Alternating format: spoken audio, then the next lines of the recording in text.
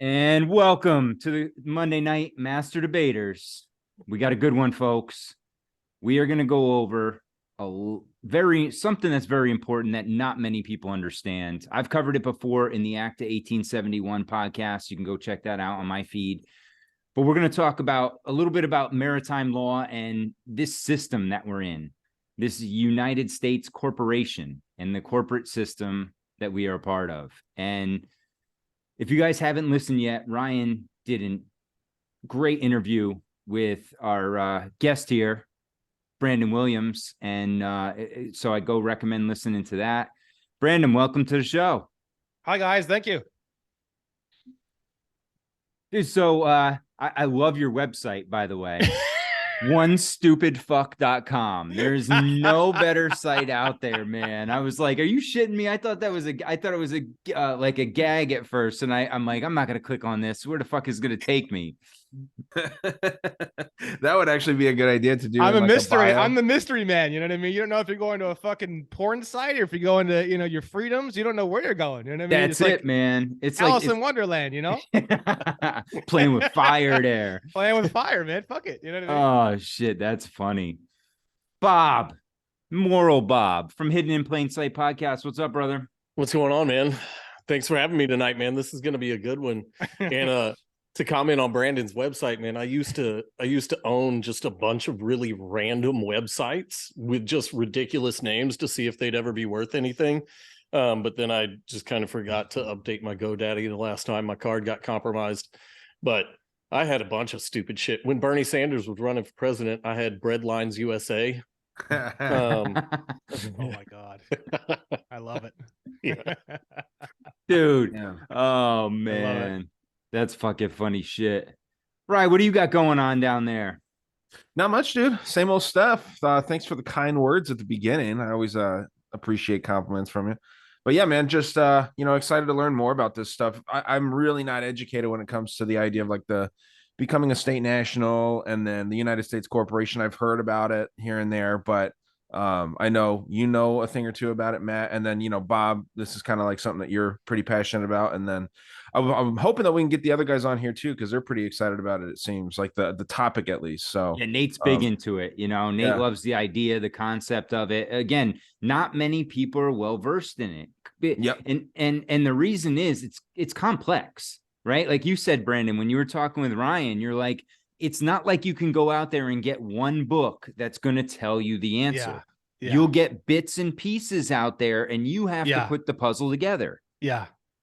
That's kind of what I'm trying to do. There's two main barriers. The first barrier is making it linear. I think of it like an elevator, first floor, second floor, all the way up to the 80th, 90th floor, right? How do you get someone from the first floor to the 80th floor fairly easily, fairly rapidly, and fairly for anybody above an IQ level of 80? It's kind of what I'm shooting for, right? And I feel like with my free contract killer course, I've been able to piece that together pretty well. And I think the big secret is the dancing and the silliness and the one stupid fuck branding and just all of it kind of combined together. I don't think it's just I think of it sort of like food or someone creating food, right? You can make food look really good to eat, and then you can actually get to a point where it looks so good you actually don't even want to eat it, right? It's the same idea with information. You can present information in a way that's so fun and engaging and interesting to consume. It's like I'm trying to find that point where it's just that perfect hot spot where it's like people want it, they want to consume it, they're having fun with it. A lot of that is making it fun, making it exciting, making it a song and dance, sexual jokes, the whole 9 yards, the cucumbers up the ass, all that shit. And then at the same time, on the other end of the spectrum, like very, very, very carefully clearing up and only introducing one word or phrase at a time. I think that's really, really important. Rather than going bleh and saying 15 legal words, you talk normal and then you introduce maybe one word, and then you talk normal about it for a while, and then you introduce maybe one word, and then you talk normal about it for a little while. That's kind of how I like to do it, because I think that allows a person to sort of like step into the water on a linear basis. No, Yeah. and I think it's effective, because listening to your interview with Ryan, I started getting it, you know, and it started sinking in. And what was, I can't remember the one term. It was like alliday or something like that. Allodial, yeah, and that was the one. And Ryan even said, "You're like, I don't know if I'm getting this right, but Yeah. The word, I know anything with over 3 syllables, I get a little rocky on, dude. But that was that one definitely stuck out in my mind though as well. I asked you about it a couple times, Brandon. So Ryan's just here for the free mortgage. that's what I'm here for, dude. You get rid of my mortgage, man. I'm $100,000 richer. I consider Ryan's it. So. just here. Ryan's just here. I don't give a fuck, dude. Just give me. I also want a free house. Get the fuck out of here. Like, I suck your dick." Dude, seriously, that's a lot of cash for me. So. Nate, what's there? Hey guys, How's it going, Thank you man? guys. I'm doing great. I'm fucking exhausted. I smell like shit. So you had a little successful Luckily, we adventure can't before you smell you hopped guys. on here. Yeah, I went and slaughtered a hog. It was a 300-pound boar. Nice.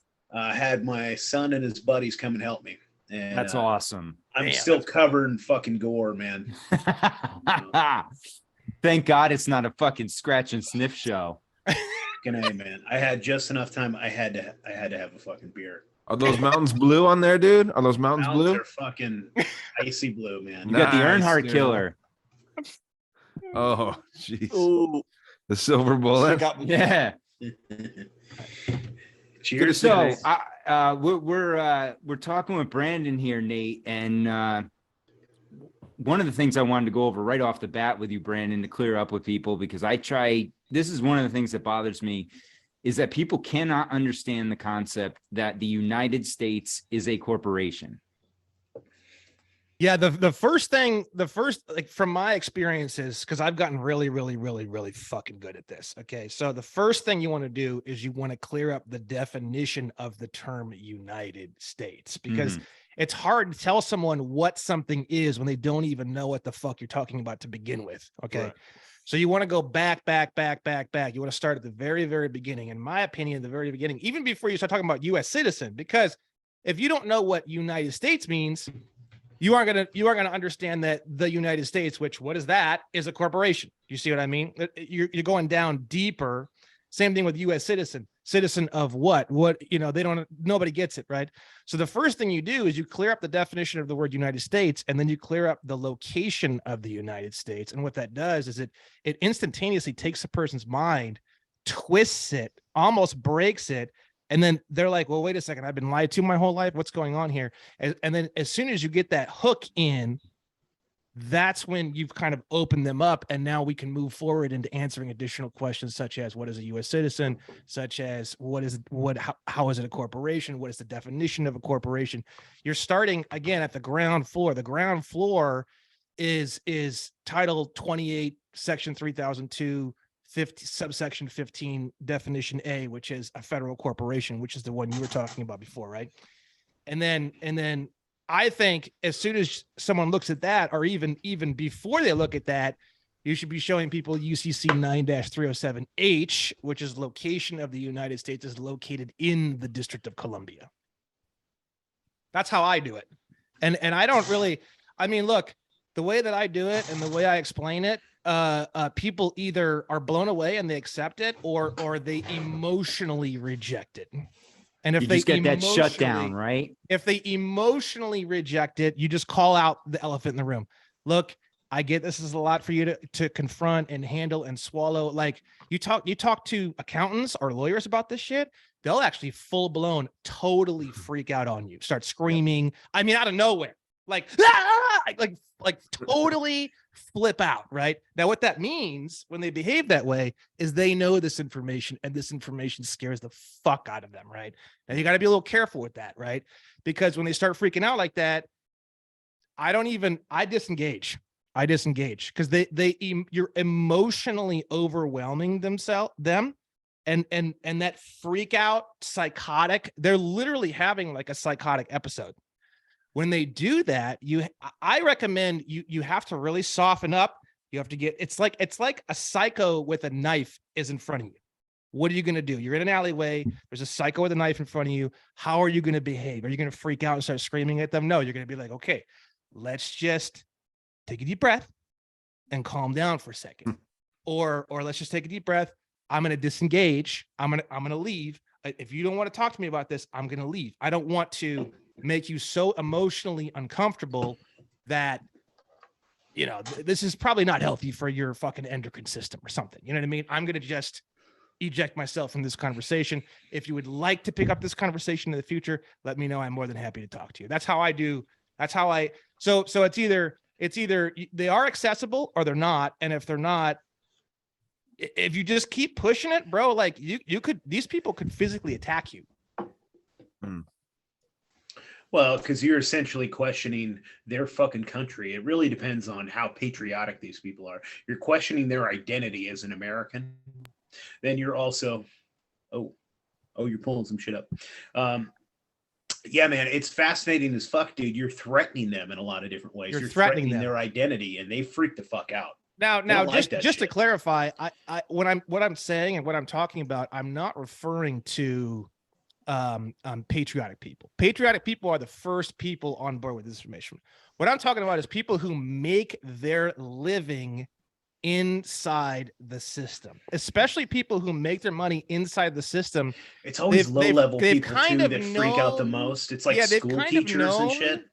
Yeah, they've kind of known that maybe what they're doing isn't the greatest thing in the world, and it's the idea that I work in the dental field, and it's like when you talk to doctors about placing mercury fillings, and they just totally lose their fucking shit. The reason why they lose their shit is because they're now confronted with the fact that they've been possibly poisoning children for the last 20 fucking years. Yep. And emotionally, it's so much to handle that the person themselves, it's such a crushing moral position that they emotionally defend themselves and they freak out and go psychotic as a way of being like, no, you're wrong. Because if you're right, I'm going to go and fucking kill myself in the It sounds like all these doctors during the pandemic. Exactly.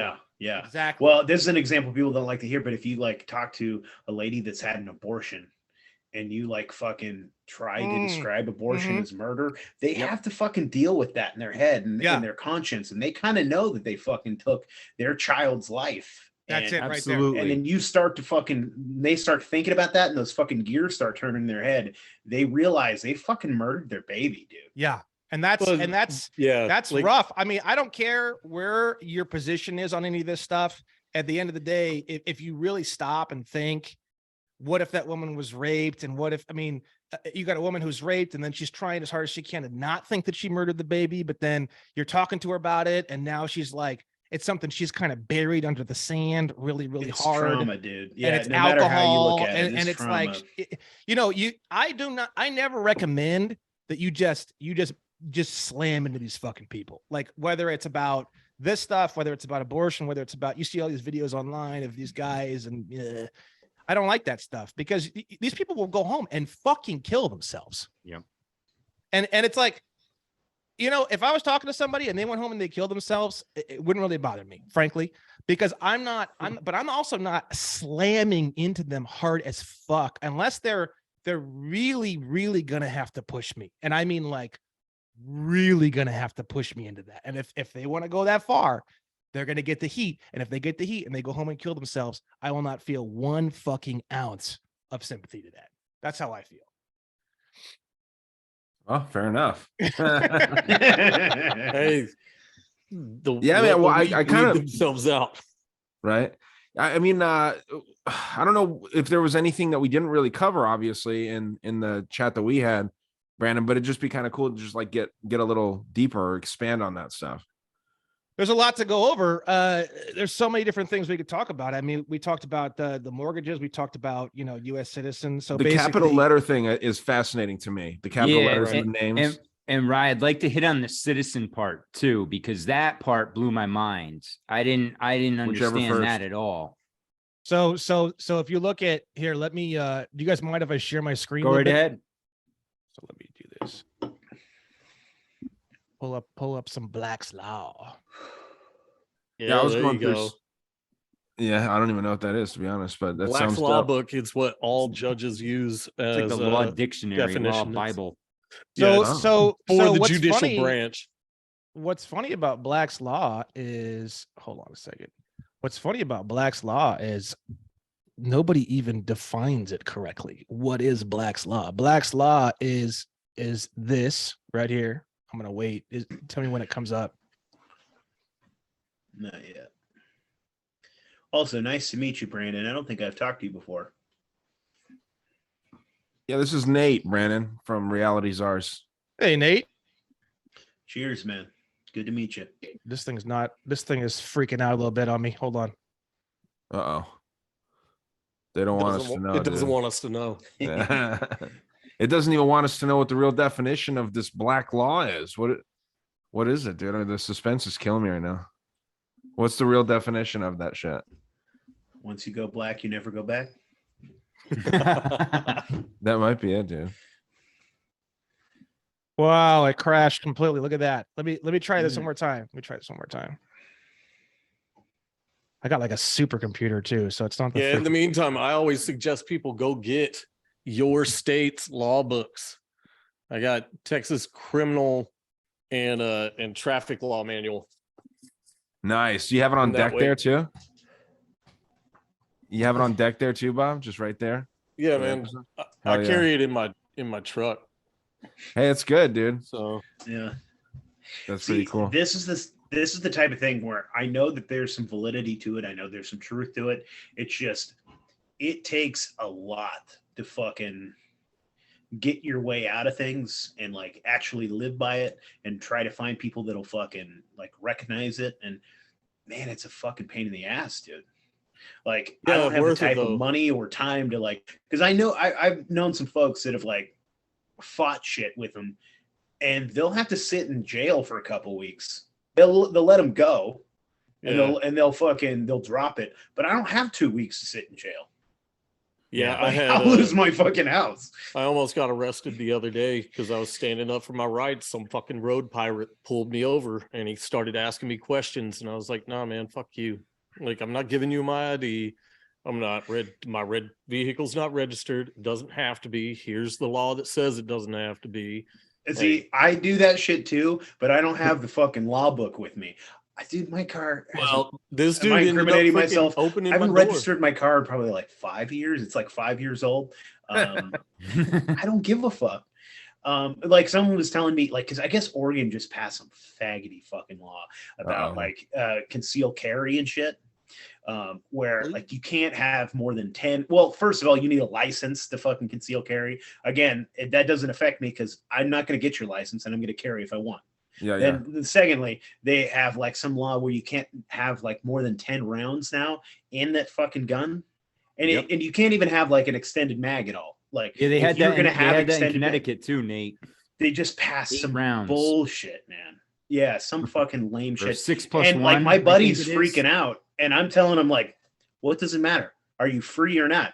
Like, I'm Yeah. gonna carry any fucking gun I want, whenever the fuck I want, and you can suck my dick. Now, I also understand that if I get pulled over, I could go to prison, but fuck you, dude. I'm free. Fuck your Yeah. law. Yeah, Now, dude. at least Bob is smart and carries the law book with him, and he can argue with them. I'm just like, suck my dick. Well, these guys the other day, they weren't having it, man. And he ended up, this dude who was a supervisor ended up calling the district attorney to see what to do. And the district attorney told him to fucking arrest me. I was with my entire family, had $400 worth of groceries in the back, getting ready for Thanksgiving and shit. And this cop just was like, you don't have a sticker on your car. And I was like, dude, fuck you. No. And because I knew the laws and was reciting the laws, then he was like, well, then I'm going to arrest you. I'm like, yep. Shitty, man. Yeah, dude, that is that's crazy though. I didn't know that about Oregon because I was talking with Just Adam. happened, dude. I know. Okay, it must have. This Yeah, last because- election. Huh. Yeah, I was talking with Adam and he said that the gun rights there are pretty lax. So Idaho. Talk to Buffalo and Legs, man. Apparently they have stores in Idaho that sell like guns, donuts, freaking beer and liquor all in the same freaking place. Like Idaho's nice, man. That's what I've been looking at. That's like in our 5-year plan, me and the wife. yeah. We got a house. We're paying it off. I'm working my ass off. I just got a second job. We're going to fucking get out of debt, take care of shit, and then we're going to get the fuck out of here. Man, I'm just gonna hunker down here and try to fucking beat these motherfuckers at their own game. So I'll explain this So- to you guys if you want. The screen Yeah. sharing is not working. It just keeps crashing. It's something wrong with Zoom, not my computer. So They So- don't want so- us to see it. yeah. So the first thing I'll explain is Black's Law is essentially a dictionary. It's a dictionary of words and the definitions of words, but the definitions come from some sort of court case, and it comes straight out of the judicial system itself. So when you look Thanks, man. inside of Black's Law, it'll have the definition, and then it'll have the court case and the date and the location of where that definition came from. Okay. So you hear things about like Black's Law is bullshit, blah, blah, blah on the internet. If that was true, that means all of law as a varsity and every single piece of case law or decision that has ever occurred from the judicial system since 1776 does not exist or hold weight at all whatsoever. That's It not sounds true. good to me. That's obviously Like, not true. fuck your law. Yeah. You don't own me. Well, sadly, that's not going to fly. So that means that Black's Law is true, and it's the truth, and it's exact definitions of words or ideas that come from various court cases. Now, the definition of the word citizen. Talk about social constructs. Law and all this bullshit is a social construct. Yeah. Exactly. Well, what makes it more complicated is before 1871, you had real law and real government, and then after 1871, it converted into all corporate structure. So you can ask yourself, law would be anything before 1871. Statute would be anything after 1871. That's kind of how I think about Yep. it. Okay. Now, statute or policy, by definition, only applies to particular groups of people, groups that you can be in or out of voluntarily. That's why the tax system is a voluntary system as per their own statutes state that, right? It still says that, yeah, that it's voluntary. It And is try voluntary. to stop doing it. Yeah. Well, it And watch how technically voluntary it is. It is voluntary. The problem is that what makes it voluntary and what makes it a system that you can step in or out of is extremely difficult to find the information in order to do that, right? Now, the definition of the word citizen does contain a lot of the secrets on how you can step in or out of these various systems voluntarily, right? So it says here in Black's Law 4th edition, under the definition of citizen, which is like multiple pages of definitions, if you guys want to check it out. On my state national theory page, I have editions 1 through 6 of Black's Law available for download for free. So it says here, And just a side note, most judges use Black's Law's version 6, even though there are like 11 or 12 versions out now.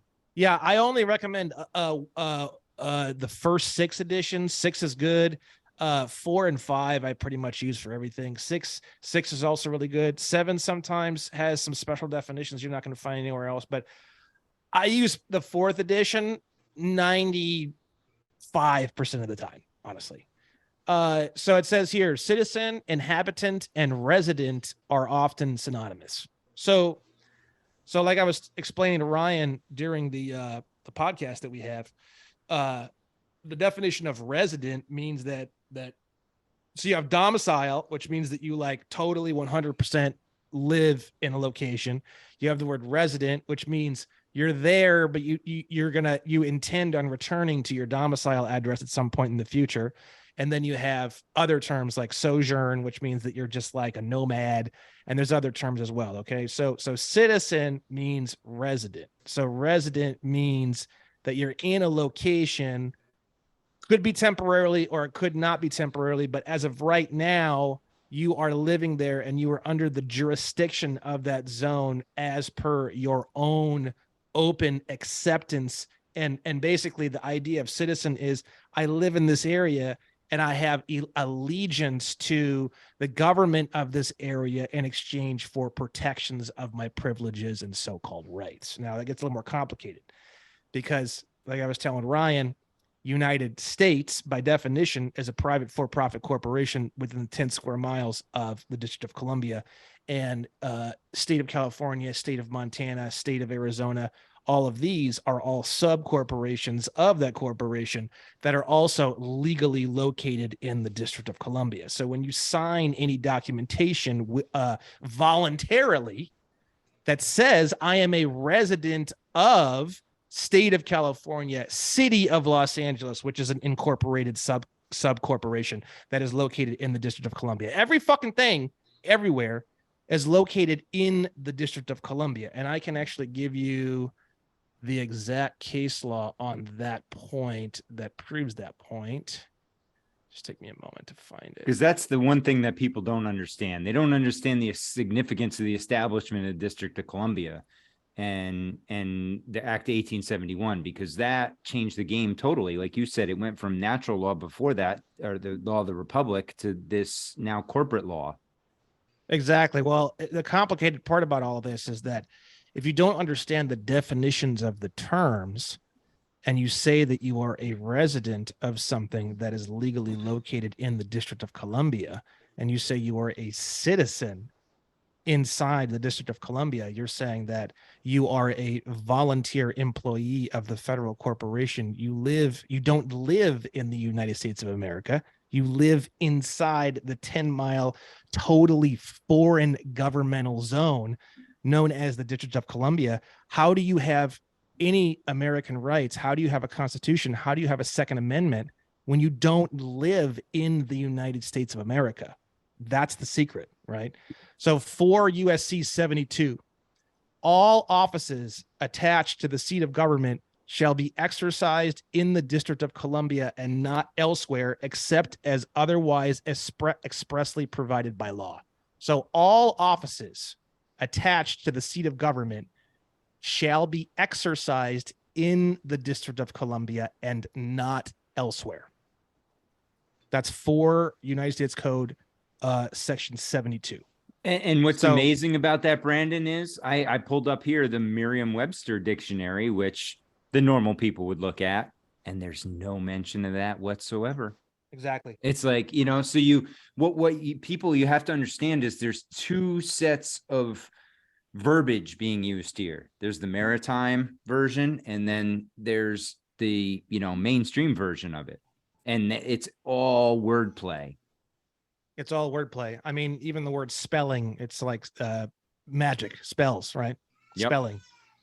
So our whole language is spelling and cursive and everything. It's exactly. So there's actually a status. If you look up, I want to say CFR 52.3, CFR 52.3. Shit. Give me 1 second. And what's CFR stand for again? Code of Federal Regulations. Let me see here. We get CFR. I guess so Big Country's gonna 22 pop in, huh? So 22 CFR 51.3. If someone can share a screen on a computer that will not crash, 22 CFR 51.3. Just type that into Google and just click the first link. It's called Types of Passports. What are they, like different classes? Different classes. 22 CFR 51.3. If someone can type that in. There you go. So here we go. So A is the one that I have, which is the one that almost nobody has. It's called a regular passport. A regular passport is issued to a national of the United States. It's called a 5-star passport on the card. It has 5 little stars in the center at the top of the passport. This particular passport means that you do not represent the United States, the for-profit federal corporation. You do not live there. You are not there. It's a non-citizen national of the United States. Now, a 4-star passport is subsection C, definition number 4, which is an official or employee of a state, local, tribe, or territorial government traveling abroad to carry out official duties in support of the U.S. government, right? So you're still tied, you're a state national at that point, but you're still tied into and representing the private for-profit corporation known as United States. Then it goes down from there. Your typical person has a 3-star passport, which is your section C, definition 1, an officer or employee of the U.S. government traveling abroad to carry out official duties and family members of such person. That's the one that almost everybody has. Now, the way that you get a 4 or a 5-star passport, the 4-star passport's extremely easy to get. All you do is just put every single spot on the entire application that asks you anywhere about U.S. citizen, you just say no. It's literally that fucking simple. And they'll give you a 4-star passport. The 5-star is a whole song and dance that you have to attach these documents that are notarized, and you have to do all this shit.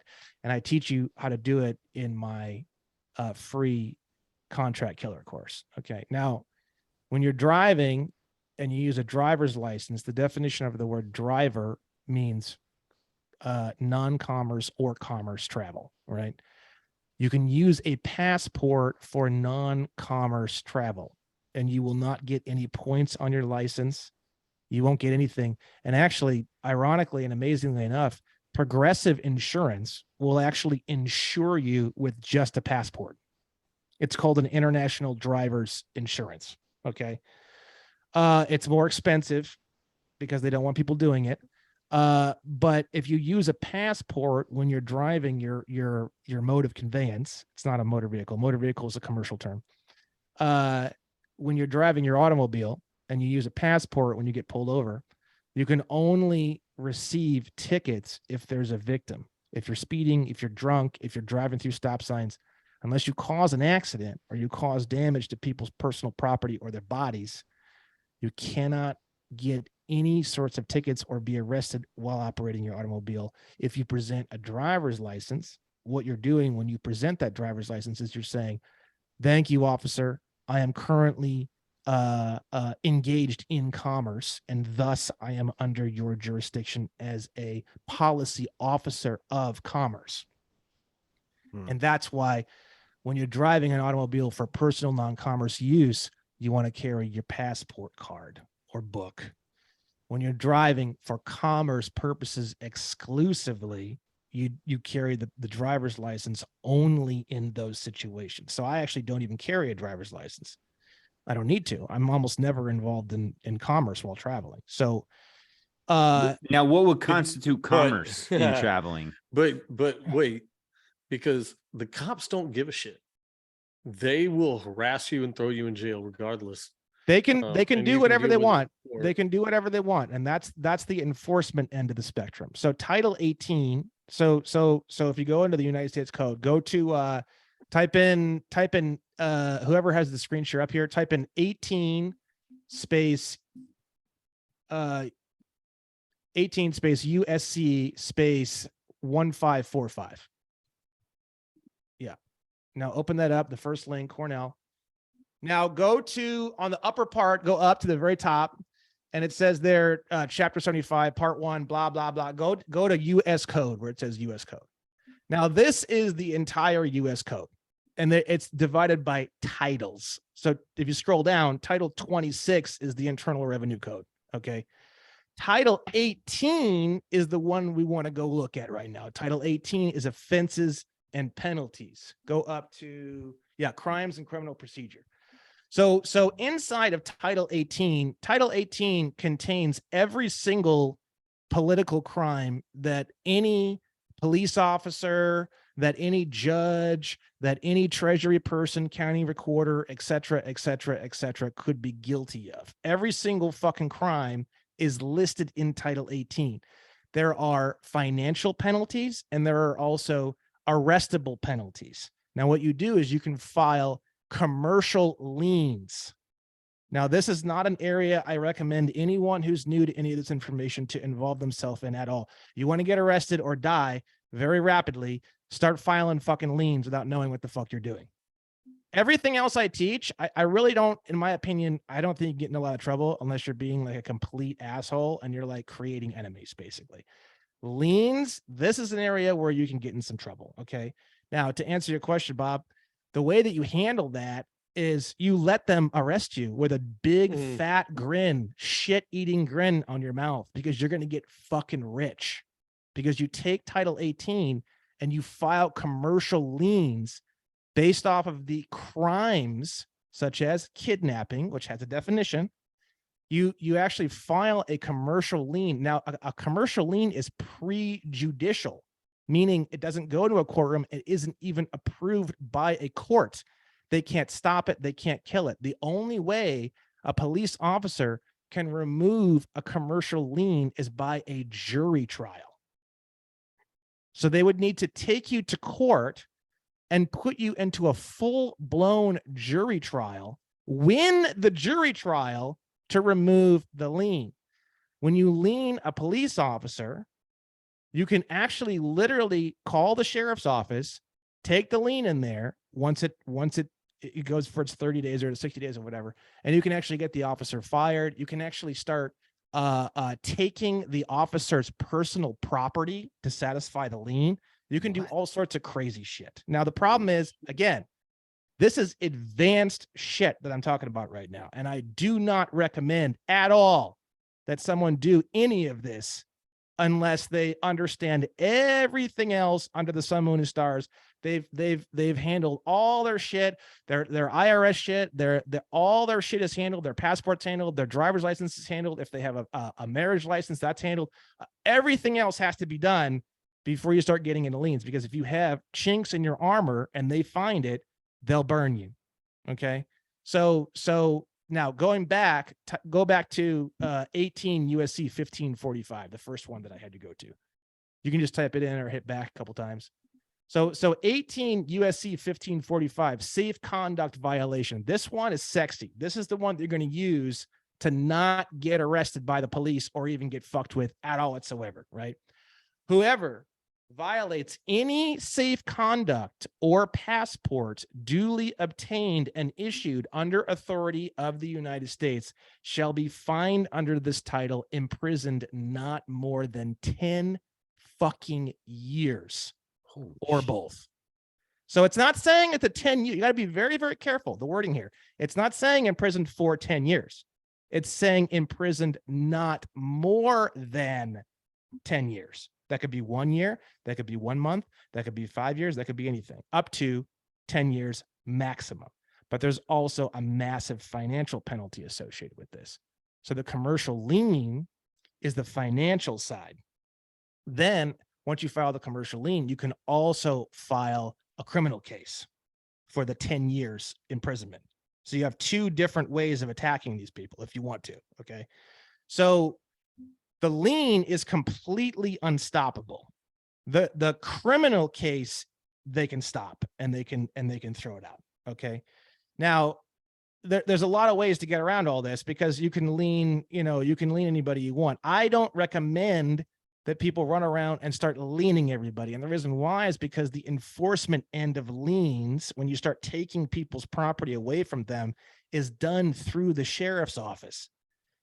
Why you would make all these fucking self-proclaimed retard sovereign citizens that are going around and liening people in the sheriff's department, you're shitting where you eat. You're burning your own house to the fucking ground. You're fucking retarded. Who's gonna fucking enforce this now? You just killed the one fucking guy who's going to enforce any of this. And now you're going to fucking complain that no one's fucking enforcing it? You're retarded. You're fucking retarded. No, the sheriff's office is your best friend. They are your peeps. They're your peeps that are going to be with you side by side when you're serving that lien, when you're collecting, when you if you lien some government agency for millions of dollars and they don't pay you, you come in, you start grabbing computers, cars, whatever. Who's going to do that with you? It's the sheriff's office. So, understanding all of this and really getting it is so fucking important, because when you really, really get it, you're not going to have them just coming down on you and putting you in jail and doing all this stuff to you, because you're not You're not being combative. What you're doing is you're simply saying, look, Officer Bumbledorf, ID badge 15646, violated Title 18 1545 safe conduct violation, and he kidnapped me. The violation cost of those two things from Title 18 is $520,000 to cure his criminal activity. I'm not mad at the fucking sheriff's office. I'm not mad at the U.S. Marshals. I'm not mad at the deputies. I'm mad at Officer Bumbledorf specifically. Okay. And that's how you handle it without causing yourself serious fucking problems. Basically, that's how you do it. And that makes a lot of sense because I hear a lot of people out there pushing the whole sovereign citizen thing, and I never understood it and kind of thought it was horse shit. And then I heard you talking about with Ryan and saying it's a total oxymoron, and I'm like, yeah, that makes sense. Yeah. So once you know your laws, and once you correct your status, obviously you got to correct your status, because right now, legally, you know, most of you guys, I assume, are probably filed as U.S. citizens in multiple areas of your life. That's a big problem. That's a big fucking problem. That's like having no defenses around your home at all whatsoever, and a big sign says, "Come fuck me in the ass." Okay, so you got to go and clean all that up first, and you want to get your passport, you want to get your driver's license sorted out. I teach you everything on the free course. You want to get all that shit sorted out.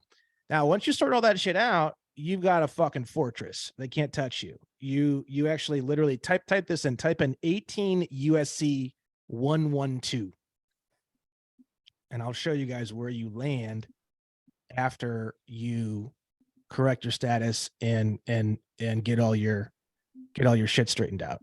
Click on that. Yeah. So once you clean up your status and everything in Title 18, which is criminal offenses and penalties, you become this. Okay, so scroll down, and I'm going to read this to you. Scroll down a little bit more right there. So here are the different terms that are used to describe a state national in Title 18 USC Section 112.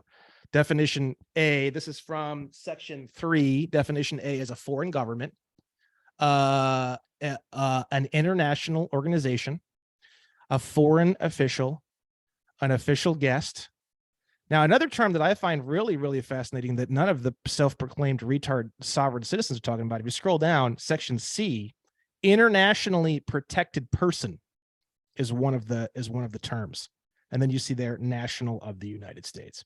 So whenever I'm writing documentation, I can legally use any of these terms to describe my nationality. I can use someone says, "Are you a U.S. citizen?" No, I'm a foreign government, or I can say I'm a foreign official, or I can say I'm an internationally protected person, or I can say I'm an international organization, or I can say I'm a national of the United States, or I can say I'm an official guest. Those are the legal terms that I can use to describe my nationality. And I can use any of them anytime I want. So if I decide, official guest is an interesting one, because you tell someone you're an official guest and they think, what are you, a diplomat? You're fucking royalty. Technically, you are a diplomat by definition. And it literally, in this Title 18, Section 112, it describes that you are literally a foreign diplomat. So the thing is that you actually have diplomatic immunity, and and you've heard sovereign citizens talk about this, but they can't tell you where it comes from. It comes from Title 18 USC Section 112. So if you scroll back up to the top, it tells you what happens if someone fucks with you as an internationally protected person, right? Right there, Section A. Whoever assaults, strikes, wounds, imprisons, or offers violence to a foreign official, official guest, or internationally protected person, or makes any other violent attack upon the person or liberty of such person, or if likely to endanger his person or liberty, makes a violent attack upon his official premises, private accommodation, or means of transportation, or attempts to commit any of the foregoing, shall be fined under this title or imprisoned not more than 3 years, or both. Whoever in the commission of any such act uses a deadly or dangerous weapon or inflicts bodily injury shall be fined under this title or imprisoned not more than 10 years or both. Now, is use and possess a synonym in this case? Well, that's a good question. I mean, going through here and really taking the time to tear apart every single word is not necessarily something I have done that thoroughly, right? I mean, you could take this as far as you want to take it. I was just interested in that Yeah. because that ties in with what we just went over in 1545, right? With the 10 1545, years, yeah.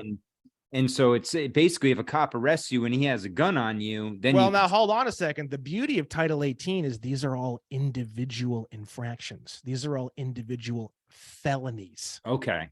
So if he fucks with you, he's guilty of two. This is just so far. I could find 15 more felonies that he's guilty of. I'm just showing you a couple, right? So he's guilty of inflicting bodily harm. If he kidnaps you, he'd be the second part. So he's got 10 years from the passport 11545. He's got another 10 years now from 18 USC 112. Now we can just keep clocking it up. It's about $1 million worth of liens easily, right? $500,000 for the first one, $500,000 for the second one to cure that of which has the damage that has been caused. Now here's the big ones that everyone should know about. Everyone in the whole country should know about these. Type in USC, or I'm sorry, 18 USC 242. Deprivation of rights under color of law. Now, this is the one that everyone's been looking for. Okay. This one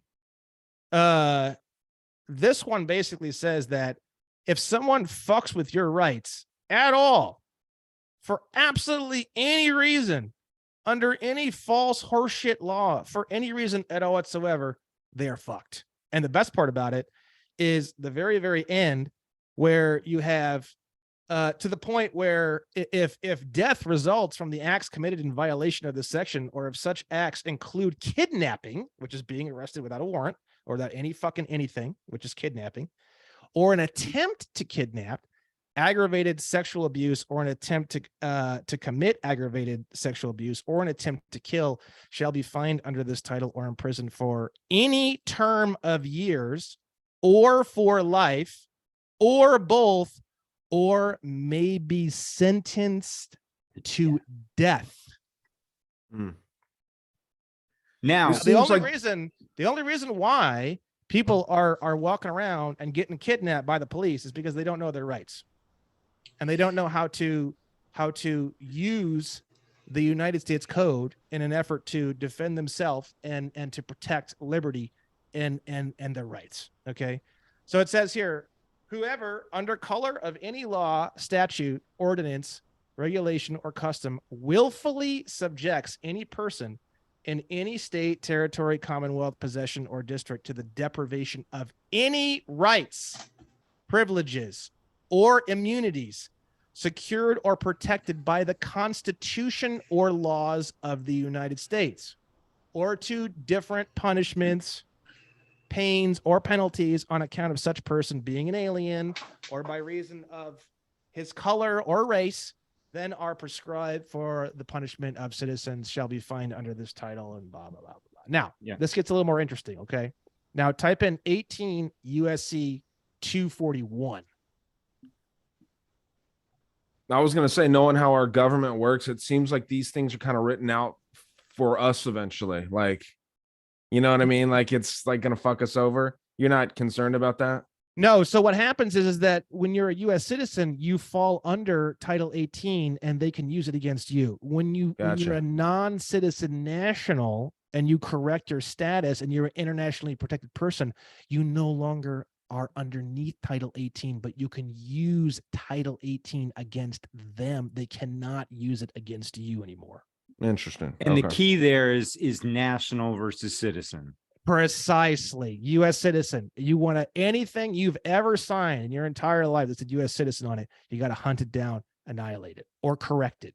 Okay. Now, correcting it should be just saying in a public forum, like in any courtroom with a reporter, just denouncing any contract with the government. To some degree, yes, but to some degree, no, because the right to contract is infinite. I think even the Constitution talks about that, right? So contracting with one corporation, contracting with another corporation, contracting with this, so you can say yes, the U.S. government, but that's just one corporation. You have all the other corporations that you've contracted with as well. So it comes down to the fact that now you've walked this road and now you got to walk it back. It's not that hard. You just got to do it, right? So that's like all your Right. banks Well, I'm and just everything saying- like that. Yeah, all your banks, all your everything, your, this, that, the other thing, everything. Yep. Everything you can think of, right? And it gets easier and easier and easier pretty rapidly. And Does then that even include your birth certificate and social security card? it can, and it does. For example, I just mailed a whole packet to the Social Security Administration to have my Social Security account changed from U.S. citizen to other. Other is a specification that's normally used for refugees and asylees, but there's only 4 to select from. You can select from U.S. citizen. You can select from lawful alien allowed to work. There's lawful alien not allowed to work, and then there's other. So I just thought other was the best choice. So I chose other. I wrote an affidavit. I attached all of my passport information, and I mailed that in with a Polaroid of me in a pickle outfit. So that is on its way to be processed. I went into the Social Security Administration here in California the other day. The main teller had no clue what the fuck I was talking about. She went to her superior. Her superior knew exactly what I was talking about. And she even printed a piece of paper for the teller that was all about non-citizen national status, right? And the teller just didn't really get it. And she's like, hey, just go home, put some documents together, and then mail them in, and let's see what happens, basically. That's what I did. I went home and put some stuff together, and I mailed it in. So, but going back to this is what I think a lot of people on you guys' podcast and stuff are going to be interested in. So 18 USC 242, that one is if you're dealing with one person, one police officer, one judge, right? Now, 241 is the exact same thing, but it's involving conspiracy. Conspiracy, by definition, is 2 or more people working together to do something to you. Now, the beauty of conspiracy is 2 things. First off, it increases the penalties 10x. So a 1-year penalty, a 1 year in prison goes to 10 years, a decade. So if 2 officers pull you over and they're both rolling over your rights, now they haven't violated 242. They've violated 241. Now you can probably hit them with both because technically they're 2 separate infractions, 2 separate felonies, right? But the beauty of 241 as well, that's really, really interesting. And this is just a theory that I have. 241, because it's a conspiracy charge, it opens up a RICO case. So let's say, for example, you have 2 police officers that pull you over and they fuck with your rights real bad, and you're really cool and you're chill and you know what you're doing and you're not being a dick and you're not creating hostility. They violate 242, 241, and if you have a passport, they're going to violate 1545. And if they try to kidnap you, that's another section. I'm not totally sure exactly what that is. If you're an internationally protected person, 18 USC 112. So now we're up to, you're looking at up to 10 years for the passport. You're looking at up to 10 years for 241. You're looking at 1 year for 242. And then you're looking at, I think it's 3 years for 112. So you're looking at a maximum jail sentence of 24 years just in the first 4 infractions that we're covering now. We're not covering kidnapping infractions, any other infractions that we may find. And that would also mean 4 liens you could place, right, Brandon? Yeah, and you're looking at $500,000 for 241, $500,000 for Probably 112, right? 1545, and then you're looking at maybe $50,000 for 112, and another $50,000 for 241. So you're looking at over $1 million in liens very easily right now. The beauty of liens is you can actually take the lien, convert it into a security, and send it to the United States Treasury and contract with the Treasury to collect the lien for you. They're going to take 35%, and they will actually sick the Internal Revenue Service onto the police officers or whoever it is that's violating your rights to collect the lien that you filed on them. That's a whole And nother. it's for that officer personally and not for the department. Yes. No, I haven't done all this. This is all just, I've studied all this. I know for a fact that it's real, but the problem you're going to run into is you don't want to piss off the sheriff or the sheriff's office, because the sheriff is your boy. The sheriff is your enforcement arm. That's the enforcer, right? Yeah. So you're not going to be able to collect on any of these liens. You can convert these liens into lien securities, and you can sell them or get rid of them or trade them because they become stocks essentially at that point. But if you really want to push the envelope and you want to collect on your liens, you're going to need the sheriff. I've read things about how people go to the sheriff and the sheriff won't work with them, and then they find a way to like deputize themselves legally, and then they become a sheriff's deputy, like prejudicial, and then they can go and they can start taking the property themselves. And if you want full-blown warfare, I wouldn't do it.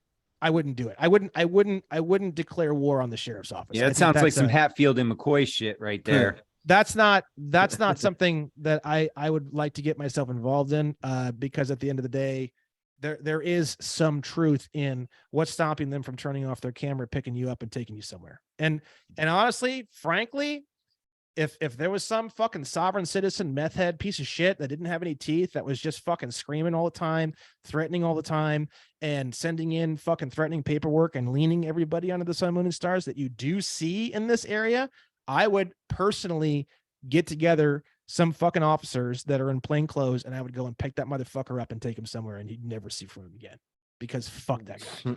Seriously. Right. So yes, there is some truth in the fact that they can do that, but it's like, dude, don't be a fucking retard. It's that simple. If you That's have a big an officer, problem for a lot of people, though, Brandon. Big problem for a lot of people. And the Don't truth be is, a retard. Yeah, it's if officer fucking Dumbledore is really causing a lot of problems, honestly, you know, if you want to keep things really, really simple, you could probably go into the sheriff's office, speak to the sheriff, and say, hey, this Officer Dumbledore, man, he's a goof. He's a real goof. And the sheriff might have already gotten 5 fucking complaints on this guy. And he might be like, you know what? He's a fucking goof. He's gone. You don't know. You know, it's you need to get more information. You know, I frankly believe that most of the time officers are trying their best. My brother's a cop.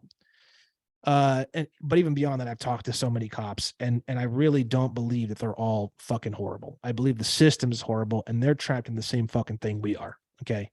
So you can use all this stuff to your advantage. You can use all this stuff, but the application of pressure, like I was telling Ryan. Have you had this conversation with your brother?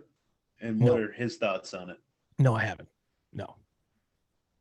He thinks he's a cop too. That'd be funny.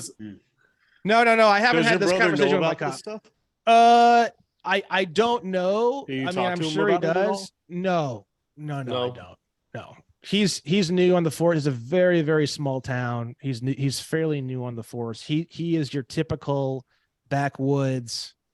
Hey, if people aren't bothering nobody, you leave them alone. He thinks more of like an old school, like Wild West sheriff. He's like a forest ranger almost. Yeah. He's got that kind of a mentality. So frankly, he probably does know about some of this information. But again, you know, I've talked to cops. You know, a lot of the cops I've talked to, what they tell me, hey, my job is to follow what I think the law is when I'm out there. When I take you in and you fucking say whatever the fuck you say and it's all magic and you just get out, that's not really my concern or my job. Like, that's the court, that's the judge. Yep. So like they think of it totally detached from the actual judicial system itself, because but they think in their head they're supposed to take your body and move it into the judicial system, and then they're like, their hands are done, they're clean, they can go back out and do whatever the fuck they're doing. That's kind of how the ones that I've talked to think about what they're doing. They Right, don't but think of it 99% of them past don't that even- point. They don't even understand that most of what they do is a violation of their own rules. And that's why I carry the law books with me.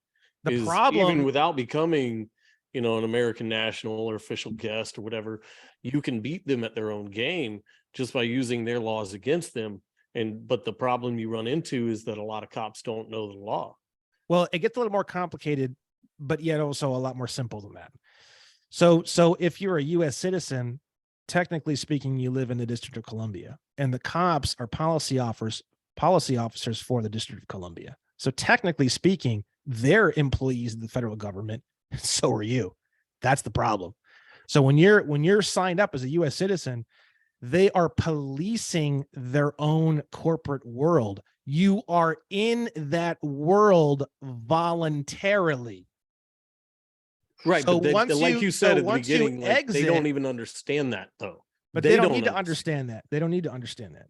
Once you exit their world and you're no longer a volunteer employee of the private for-profit federal corporation, now their rules and their crimes and their laws don't have anything to do with you because it's policy, it's statute. Right, but it doesn't stop a road pirate from throwing you in the back of their car. It does Like, stop them, that's- though. No, it that's the does stop thing. them. No, So I've no, had, it doesn't. it does, because I've had They- at least 6 or 7 people tell me when they present their 5-star passport and they're respectful to the officer. Now this gets creepy.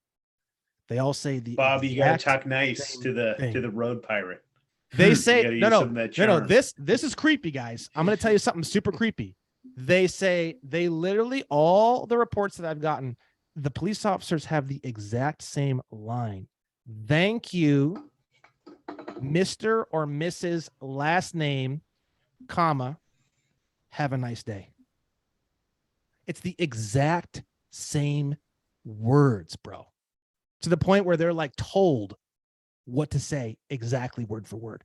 Because 6 different places in 6 different areas around the whole country, I've had 6 different reports of people tell me it's the exact same sentence, bro. Thank you, comma, Mr. or Mrs. last name, comma, have a nice day. But yeah, because once you're a citizen, you're under their jurisdiction. Exactly. And you're playing by their rules. And so what I'm getting out of this is once you're a national, they got to play ball with you now. They can't you're not in their game. So You're not in their their game, rules but you don't can, apply you to can you. give them jurisdiction, though. If you go into dishonor, you start Well, acting like a fucking yeah, but- retard. Yeah, There's a exactly. lot of You give meathead- them jurisdiction. There's a lot of meathead dumb fuck cops out there that will gladly bash you over the head or shoot you and will throw you in a cage regardless of what you say or evidence you present. I think the percentage of that is very, very low. And I think it all comes down to how you handle the officer. Well, yeah, obviously you have to stroke their ego, but I'll like, tell you right now, shouldn't have if to. you're it gets better than that, because when you really understand the system, I'm over here with a hard fucking cock, hoping that they arrest me. Bob, I Sure. wish I could have Please. been a fly on the wall Please. listening to you talking to that cop. Please, for the love of fucking God. like if I haven't gotten pulled over, because it's like magic. When you learn all this shit, it's as if you don't even exist to them anymore. I drive in the carpool lane at 100 plus miles an hour all day long. They just don't bother me. Okay. It's like magic. Okay. But if they did pull me over, I'd be sitting there with my cock sitting straight up like this. I could use it to fucking put donuts on it. Okay. Thinking that all the money I'm going to make and all the various points of Title 18, they're going to get violated if anything happens during this transaction, and how rich I'm going to get. Because the thing is that even if they don't pay me, I'm still going to get fucking rich, because you take the liens, you turn them into lien securities after 30 or 60 days. And now on a balance sheet, you have an asset worth millions of dollars. No different than owning a property, no different than owning a business. You actually have assets that you can put on your balance sheet as accounts receivable. And now you can actually get loans based off of your fucking accounts receivable of millions of dollars in liens that you have as fucking securities.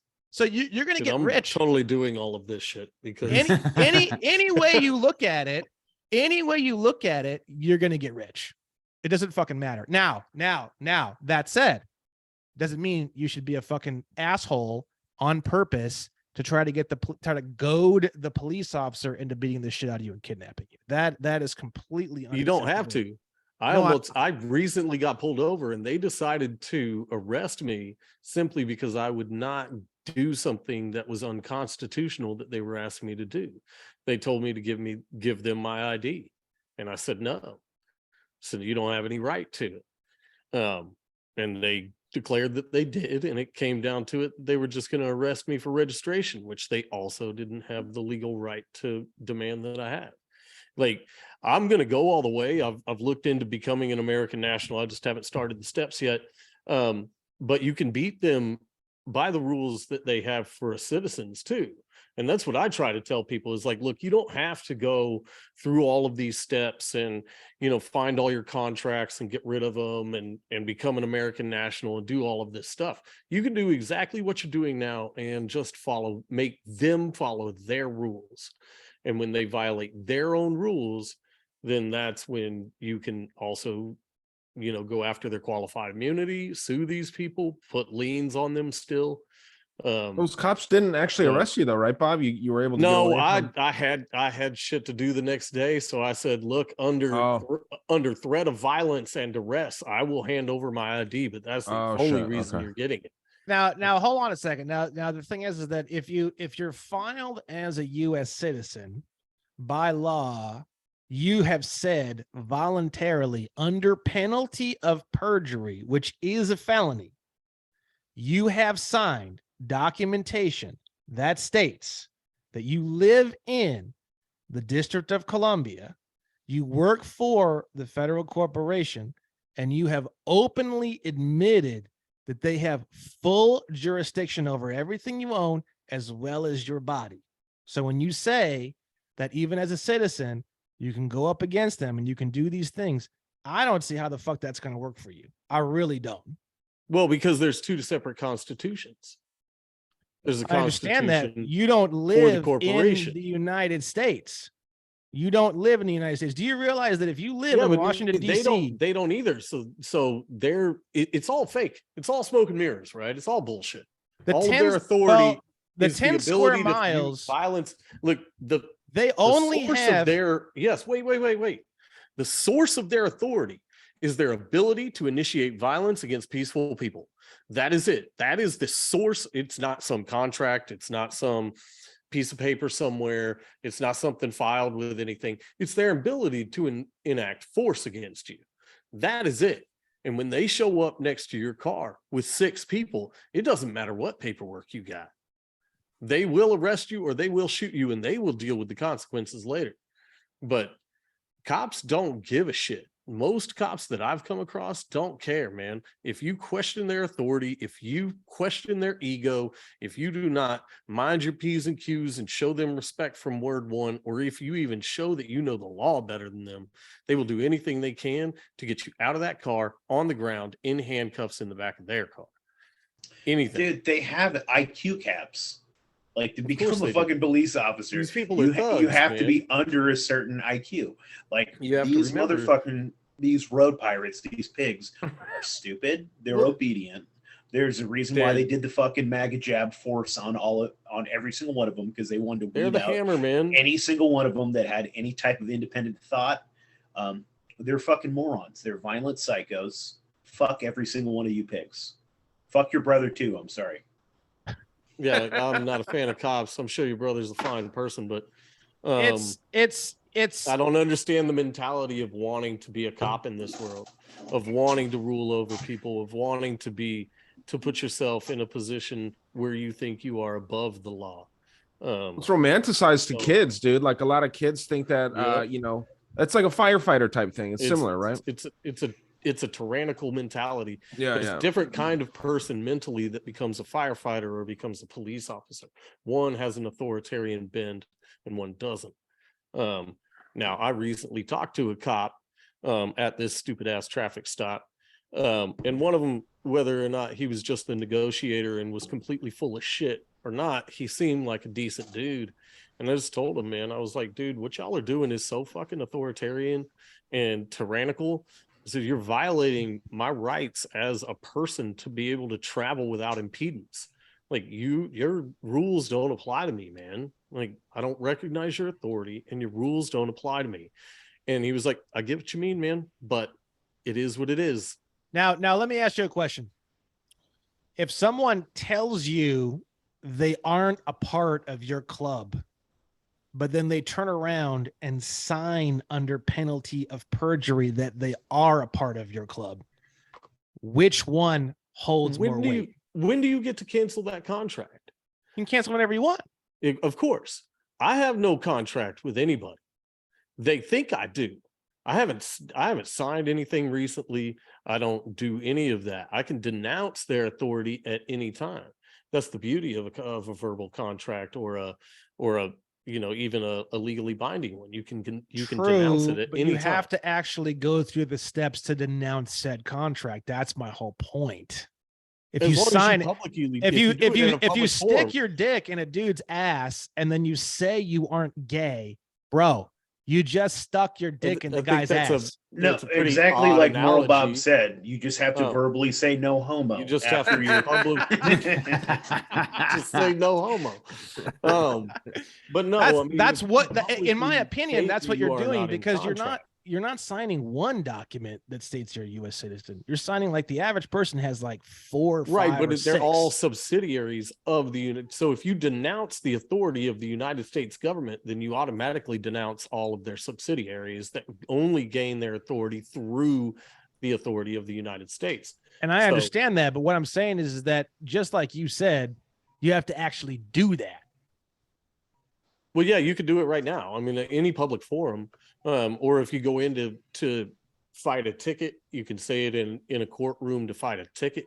As long as you publicly say it on record, then yeah, that's true. I mean, the on record part is a whole nother thing we can get into. What's on record and what's not is a very interesting conversation. But look, I want to show you guys a couple of things. So type in, who's sharing the screen again? I want to show you guys a couple more things.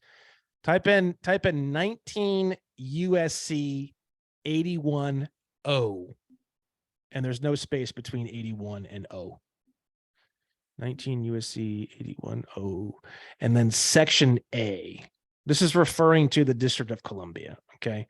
So when you sign documentation that states that you are a resident of the District of Columbia, which is you're a U.S. citizen, what you're falling under is section A of this, residence of zone. No person shall be allowed to reside within the zone except federal, state, or municipal officers or agents whose residence presence is deemed necessary by the board. So what they're saying here is, if you're residing in the District of Columbia, or you sign under penalty of perjury that states that you are in the District of Columbia, you are by definition an officer or agent of the U.S. government. And that's why the passport is written the way it is, where it says that you represent the U.S. government in some foreign zone, right? So you're telling them that you live there. They're not forcing you to fill out any documentation that states that you live there. And you're saying that you live there over and over and over and over again. And then if you sign for voter registration, you're saying it over and over and over again every single year. Okay. So you're constantly repeating the fact under oath that you reside in the District of Columbia. Now, of course, they are tricking you with the definitions of the words, terms, and phrases. Of course. But the way law is structured, because it's fucking retarded, is that it's not their problem. It's not anyone's problem that you don't understand the law. You're under the law even if you don't understand it. Now, the secret to all of this, in my opinion, and it's on the most important video of my entire course, video number 17, where I go over this. All you got to do to protect yourself from all this fucking madness is you have to be a freak about the definitions of words. If they pull you in and they ask you a question, all you got to do is say, what is the definition of? And then every single motherfucking word of whatever question they just asked you. Are you a person that resides in state of California? Well, maybe I am, maybe I'm not. I don't fully understand the question. I would like to clarify it. Now, in law, if you don't understand something, everything stops. And they need to clarify everything before you move forward. All you do is say, let me write this down. What are you a person that resides in state of California? And you go, great. Let's Judge Brown, let's get rolling. What is the definition of R? Well, it's blah, blah, blah, blah. Okay, good. What is the definition of U? Well, it's blah, blah, blah. Great. What is the definition of A? Is that blah, not blah, being like a dick though? Like no. I'm genuinely interested. I am genuinely I'm there to learn. I'm there to learn. Take some acting classes. I want to know. I want to know the definition of person. I want to know the definition of that. I want to know the definition of resides. I want to know the definition of in. What's so it in? just slows the process down. That's key. No. I really want to fucking know what No, are these No, I definitions. get that. Yeah, I get that. That like you got to know What It's, in the fuck are you asking me? right. And what in the What are fuck your- am I answering? Well, you have to come to a mutual No. ground of mutual. what am I understood answering? conversation. Right. I'm willing to answer your You question. have to agree on the definitions of the words before you can Yeah. answer the question. Dude, I will And that's how answer the your courts are, man. They're Dude, really I'm specific here, about bro. that shit. I'm listening to you. You're in your black robe. I am more than willing Yep. to answer your question. I just need to fucking get what the fuck you're fucking asking me, bro. Yep. That's all I'm trying to do. I'm not being a dick. I'm not saying fuck you. I am listening to you. My dick is hard right now, and I just want to know what you're fucking asking me. That's all I Dude, want to know. Brandon, last time you said the hard dick thing, it was at the worst time. I think it was like Nate's kid or something made some noise in the background, dude, when you're talking about having a hard dick, and then He was talking about putting donuts on it. Yeah, I was like, oh, that's that sounds so bad, but it was we saw what happened. So yeah, so it's And Brandon, get that's so pissed- huge because, like we talked about before, it's wordplay. We have It's to have a wordplay. clear definition because citizen to me means something different than. So, what rules are we playing by? That's what you're basically saying there. What rules are we playing Well, by before I answer this question? We're This playing a is the game, and spell. I am Like- fucking excited about your game, bro. You want to play catch? You want to play baseball, bro? I couldn't be more fucking excited about this. Yep. Honestly, like I am so fucking excited. Like I'm probably would be like having heart palpitations right now. Like if you put me on a fucking thing, With your I'd be cock. like on fucking meth. I'm so excited. Now the problem is I want to play the game. Let's play it. I'm down. Let's go. I'm here. Let's do it. I'm excited. Give me a jersey. I'll put it on. But I want to know the rules. Yep. I got a question for you. Okay. And it's for maybe people like me, people like most Americans that don't have a ton of money. What is the monetary aspect of getting something like this done? Next to nothing. Okay. I mean, you can file all your own shit. The definition, the most powerful fucking document in the world is an affidavit. If you really Yep. want a simple definition of what an affidavit is, because you're not going to find it anywhere else, it's a fucking piece of paper or a letter or something that's notarized. And the definition of notarized is someone who represents the Secretary of State is watching you sign, witnessing the fact that you've signed, and checking your identity to make sure that the person who says is signing this document is signing this document. Another big fucking problem people had that they fucking text me all the time, and I want to hit them with a goddamn brick, is the notary starts to read the document. That's not the fucking job for the notary to read the fucking document. If the notary starts reading the document, you say goodbye, go fuck yourself. You find a different fucking notary. The notary is supposed to check your identity. Are you who you say you are? And then, okay, I have validated that this human being standing in front of me is Brandon Joe Williams. Now, I am going to physically watch this validated form of humanity sign this particular document. And now I'm attesting to the fact that I know who this guy is. I've checked him out, and I watched his bitch ass sign this fucking piece of paper. That's all a notary is doing. That's it. Now, the notary represents the Secretary of State. So it's as if the Secretary of State witnessed your document. So if something happens, or if they fuck around, you can call the Secretary of State in as a witness. Okay, that's what notary is. When you notarize a document, whether it's a document that says it could have your name and a little bit of information about you. It could say, I was taking a shit at McDonald's yesterday at 3:48 p.m. And then you could sign it and have it notarized. You can notarize anything you want, and it becomes an affidavit. So you could have a 400-page document that you write, and then as soon as you notarize it, it now converts into an affidavit. You could have a 1 word or like 4 words or something that states something, and you could notarize it as an affidavit. An affidavit essentially is a declaration of truth. So when you write a letter and it says, I was here and I was doing this, and here's the laws, and like a conditional acceptance like I was going over with Ryan, when you notarize it, that's when the document gets all of its power. Okay. Becomes an affidavit. Now, an affidavit's fucking insanely powerful. I mean, you could be arrested, thrown in jail, and with the power of affidavits, you can get out of being arrested. You can get out of paying any sort of tax. You can get out of a mortgage. You can get out of everything under the sun, moon, and stars. You can control your entire life using affidavits, because the conditional acceptance that I was talking to Ryan about, it is an affidavit. That's what it is. You're saying, here's the various definitions. These are the facts. This is what actually occurred. This. You're saying these particular crimes have been committed as per Title 18. These are the various fines associated with these various things.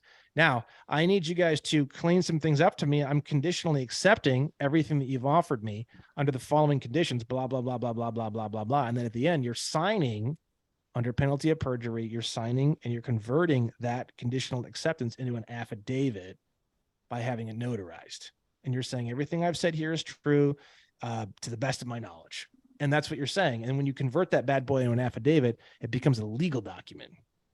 And then now you can take that legal document and you can mail it to a person, registered mail. And then you can also mail copies of it to the attorney generals of the state and the US Attorney General.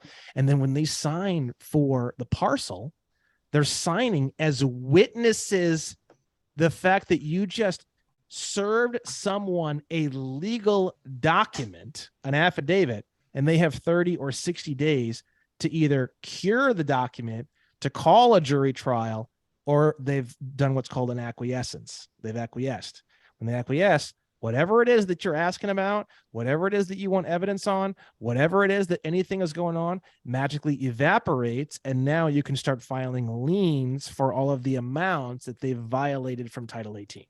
So not only is your mortgage gone, but now you can start filing liens and seizing their assets for trying to fuck with you on top of getting a free house.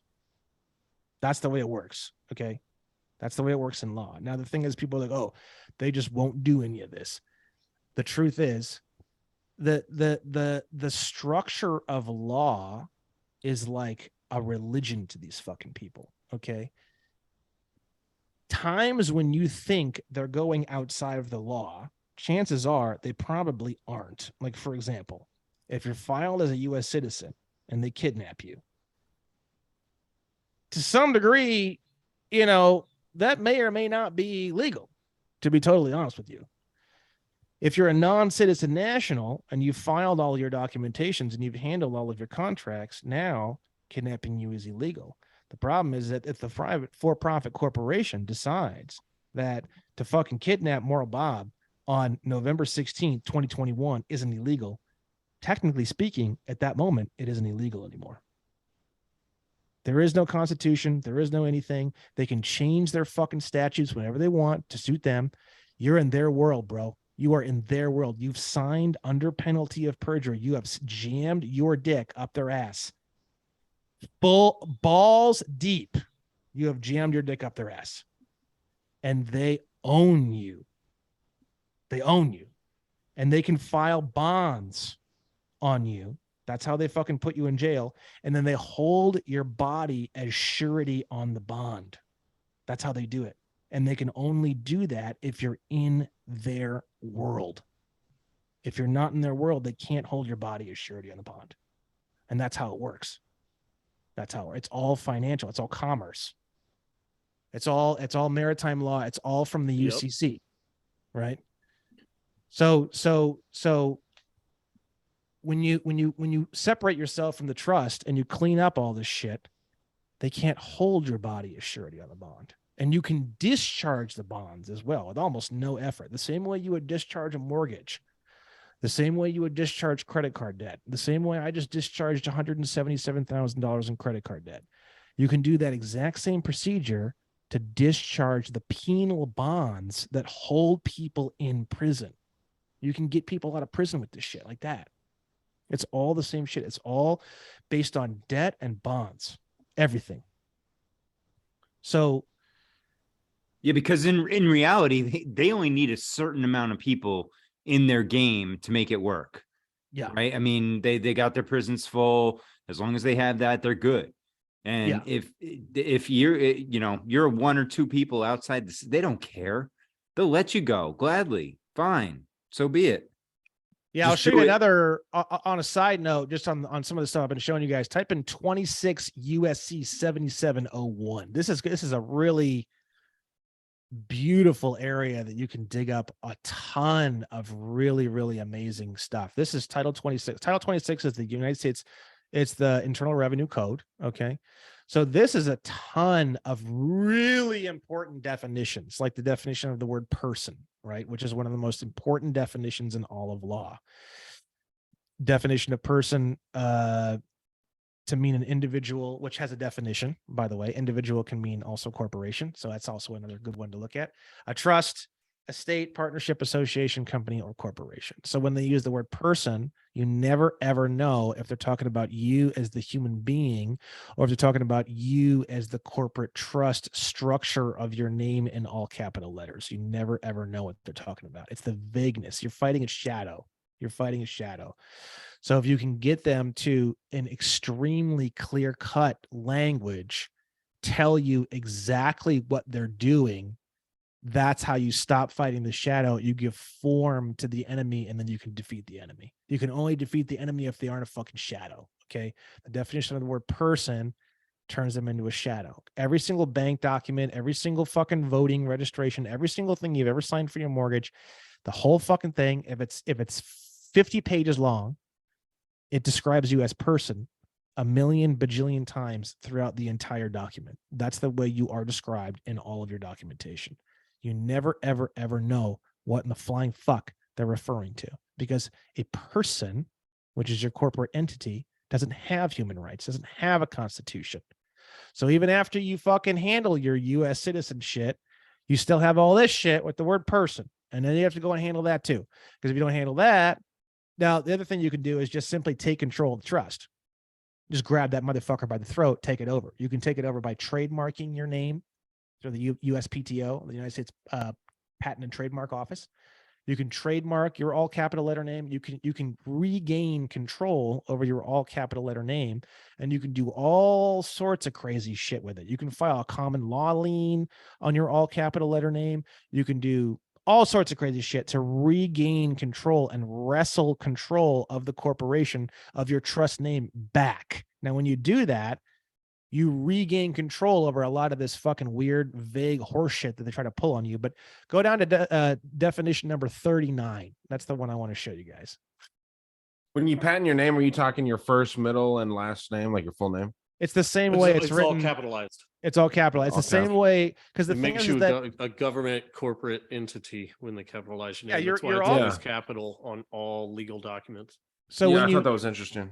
when you trademark your all capital letter name, you're basically saying this is my property. This is my property, and you're grabbing it and taking it back because it is your property. So the government owns it up until the point when you grab it. And that's why it's a voluntary Right. system. Again, they say voluntary system because it's voluntary, because you can reach out and grab shit whenever you want. You can walk out the door whenever you want. You don't know how to walk out the door. You don't know which door to walk out of, but technically you can walk out of the goddamn thing anytime you wake up and so please. And that's why it's called a voluntary system. Have you looked into Frederick Graves at all? No. Look into Frederick Graves. He talks a lot about the laws and how to get around stuff. His big thing is winning in court without a lawyer. And he talks about all of the statutes, definitions of words.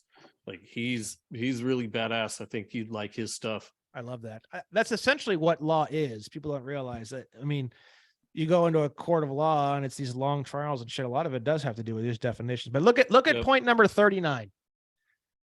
Persons residing outside of the United States. If any citizen or resident of the United States does not reside in and is not found in any United States judicial district, such citizen or residents shall be treated as residing in the District of Columbia for purposes of any provision of this title relating to A, jurisdiction of courts, or B, enforcement of summons. Now, what does that mean? That means of all 5 or 6 of us that are on this call, if they want to pull you into their jurisdiction or use enforcement or summons on any of you guys, they can. They can't do it to me. They can't have jurisdiction over me in the courts. They can't enforce anything, and they can't summon me to anything. I mean, I suppose they could. They could offer me a contract. I don't have to accept that contract. Because so I'm not a citizen or resident of the United States, and I do not reside in, nor am I found in any United States judicial district. So you've successfully gotten rid of all your contracts with the corporation of the United States, and you have a 5-star passport, and you got it. Awesome. The IRS knows it. I've written to them. The Social Security Administration knows it. I've written to them just recently. Department of State knows it. I've written to them. I've eliminated my voter registration. They're gone. Everything's gone, man. I mean, what was the length of time it took you to do it?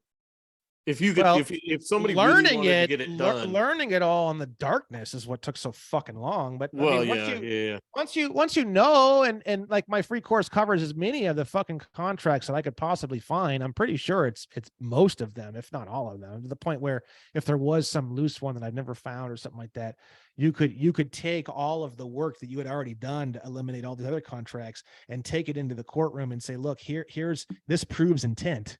This proves intent. Look what I'm fucking trying to do. This proves intent. Make this a court of record right now.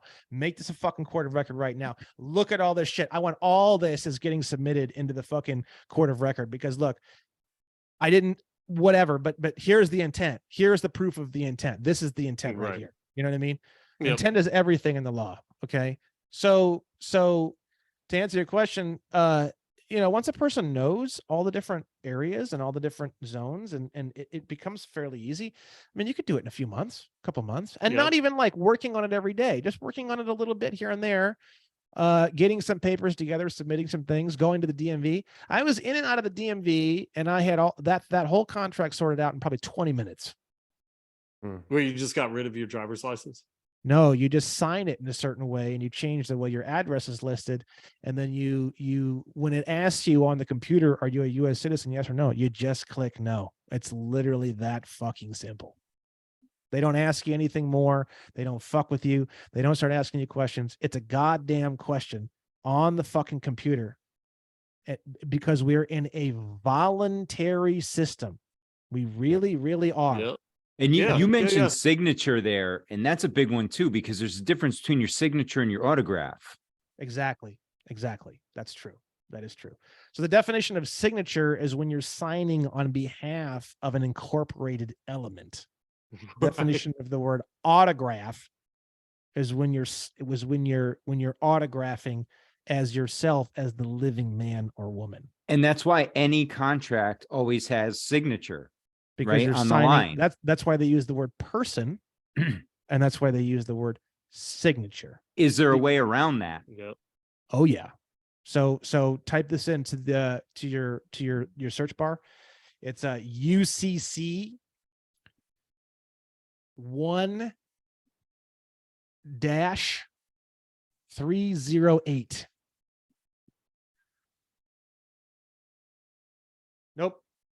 Normally it's the first one, but this one is so fucking well known that you're gonna get go down right there. Acceptance under reservation of rights.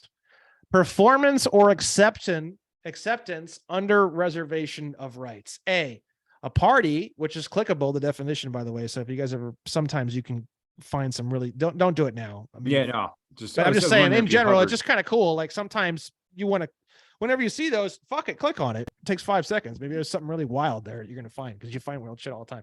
So a party that with explicit reservation of rights performs or promises performance or assents to performance in a matter demanded or offered by the other party does not thereby prejudice the rights reserved. So it's a little bit of a weird way of saying it. Basically, what you're doing is you're saying, I agree to do whatever it is that's in this particular contract, right? But I explicitly reserve all of my human rights. And if anything in this contract violates any of my human rights, it is explicitly expunged from the contract forever. So basically you're saying I'm only agreeing to what's in this contract, the points that don't eliminate my human rights. Okay. Now all you got to do is you write without prejudice or under protest above the signature. Okay. I use without prejudice, but technically you could use under protest. I don't know anyone that uses under protest, but you can use it. It says, or the like. So technically, because this is like, we're really digging into this. So technically you could even say something different that's along the same lines. Like, for example, some people use all rights reserved. Yep.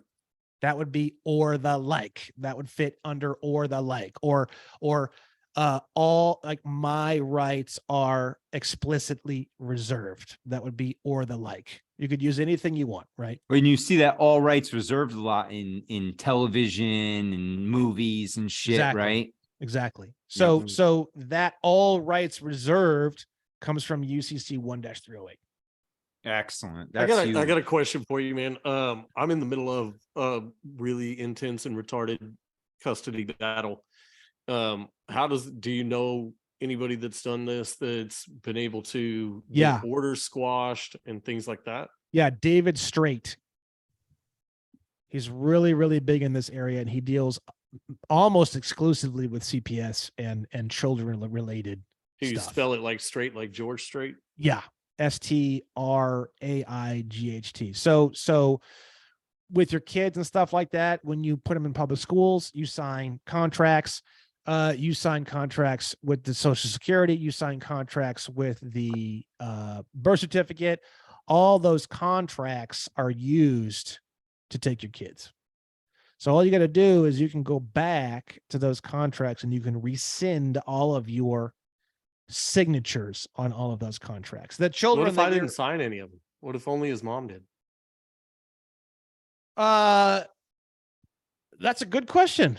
I've never thought of something like that. That's a very, very good question. I don't have my signature on his birth certificate, but there is court documentation that says that he's my son.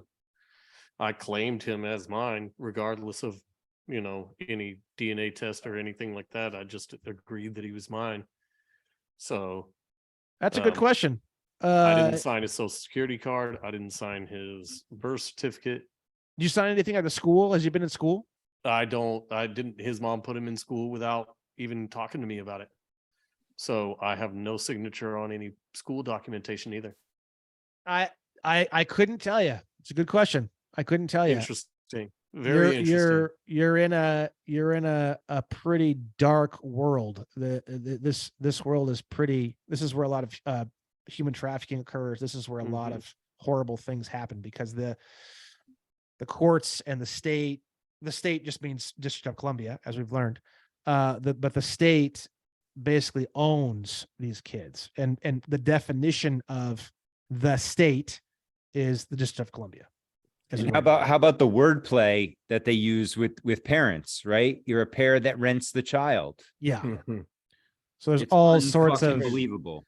It really does come down to the definitions of the words. I mean, it just always Black's Law Manual, folks. Yeah.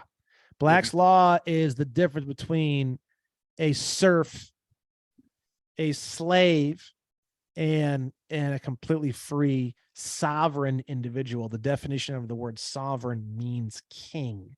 The definition of the word king means you create jurisdiction. You aren't under jurisdiction. There is no jurisdiction. You are the highest jurisdiction of your world. That is the definition of the word king. Now, the definition of the word king ultimately it is a little bit confusing when you start clearing up like definition of management, definition of king, definition of leader, and the etymology of these things. It comes back to servant or minister. So it starts to kind of flip in the opposite direction. And I've studied this in great detail. The point is that when you're a king, the whole point of being a king is that now you don't have to, because you always have power of choice, but really what you're supposed to be doing when you're a king is you're supposed to be serving other people. You're supposed to be a minister. You're supposed to be helping people. And that's the whole point. You become a king and then you use that power to help. People are like, oh, I would never want to live in the feudal days with the king and this and that. It's like, no, these people were cool with it because the king was cool. Some of them were not, but it's like the king kept things going, or the king would help people or assist people, or the king, a lot of times the king would just make decisions. People didn't want to make these crazy decisions. And it was just a guy who just stood up and said, hey, I'll make all these fucking crazy ass decisions that none of you guys want to make. I'll take responsibility for my own decisions. And they go, oh, thank God, somebody who's willing to make these big, nasty, difficult decisions that no one else wants to make, that person will become a king. So the king does deliver something of value, even if it's just deciding things for the people. I mean, that does have value. Someone has to do it. You know what I mean? So is that king willing to make those decisions and then possibly lose his life based off of the decisions that he makes? Well, if the answer is yes, and people are like, yes, here, have a seat. Here's the throne. Have a seat. And he's like, fuck it, I'll do this. And he has a seat. It's that fucking simple. Yep. You're a king. Anybody can become a king. Anybody can become a king. You're not a fucking sovereign citizen. Kill me. I'll feed my dick into a wood chipper. You're not a fucking sovereign citizen. You're a king. That's what it is. Even the Supreme Court said sovereign and citizen mean the same thing. Well, I don't know about that. I would need to see that. That's there's case there's case law for everything. If you wanted to find case law on, I want to be it's such a scam. I want to be a flying squirrel that lives in fucking Belgium. You could probably find fucking case law that would support that for you. Honestly, well, there's people out there that live like that too. I know, that they're fucking animals and stuff. So case law is a bit goofy because case law is basically just you went into a courtroom and you basically convince a judge who's an individual human being of something. That's it. I've never That's all understood case law because it means that just because one judge made a mistake, that another judge can rightfully make the same mistake. Yeah. I mean, It's case really law, stupid. I do believe most of the time, especially when you go back before like 1871, of course, I do believe a lot of the time, the people who are in these positions of making these decisions, oftentimes under tremendous political pressure, I do believe a majority of the time they are trying to do their best. I really do believe that. Maybe 80% of the time, as they say, I really believe the path to hell is paved with good intentions. Yes, thank you. I really do. Intent really doesn't matter if the actions aren't noble. Well, in the law, intent is everything, and I do believe intent is a big part of it. It's no different than a child who has the intention to try to help you, and they pick up the fucking garbage bag, and the garbage bag breaks, and there's shit all over the floor. You wouldn't backhand the child so fucking hard that it breaks their fucking jaw. No, but when their intent is to protect you and they kill you, or they oppress you or enslave you, and then that's when the backhand comes. No, I do understand that. I do understand that, but I'm just saying, like I feel like both sides of this equation need to chill out. And I do feel that our side of the equation, the national / citizen / people who may or may not be in the system, but they don't really want to be, and they have the intent not to be. Again, intent can also work in your favor even for that. You start working out some of these contracts, have proof of what your intent is. But until you actually start doing it, you don't have proof of intent, because Right. your intent has been to sit and jam cucumbers up your ass on the couch for the past 5 years. You know what I mean? Well, and here's something to clarify for anybody that's listening. Maybe some people that are like, man, fucking, we have to have government because anarchy's chaos, whatever. Most of us, and Brandon, I'd imagine you are in a similar vein.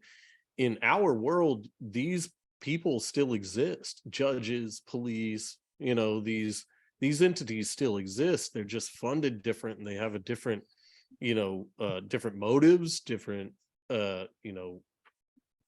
financial motivations as well, like where their funding comes from and everything. So, I was talking to a cop, that cop at that stop. I said, look, man, I'm a fucking anarchist, but I'm not a fool enough to think that in my world cops don't exist. They exist. Their incentives are different, though. Their incentives and authorities are different. So just because we want to be free doesn't mean that we don't want order. For anybody that may be thinking that we just want chaos and just want, everything to be crazy, that's not what we want. We want order. We just don't want rulers.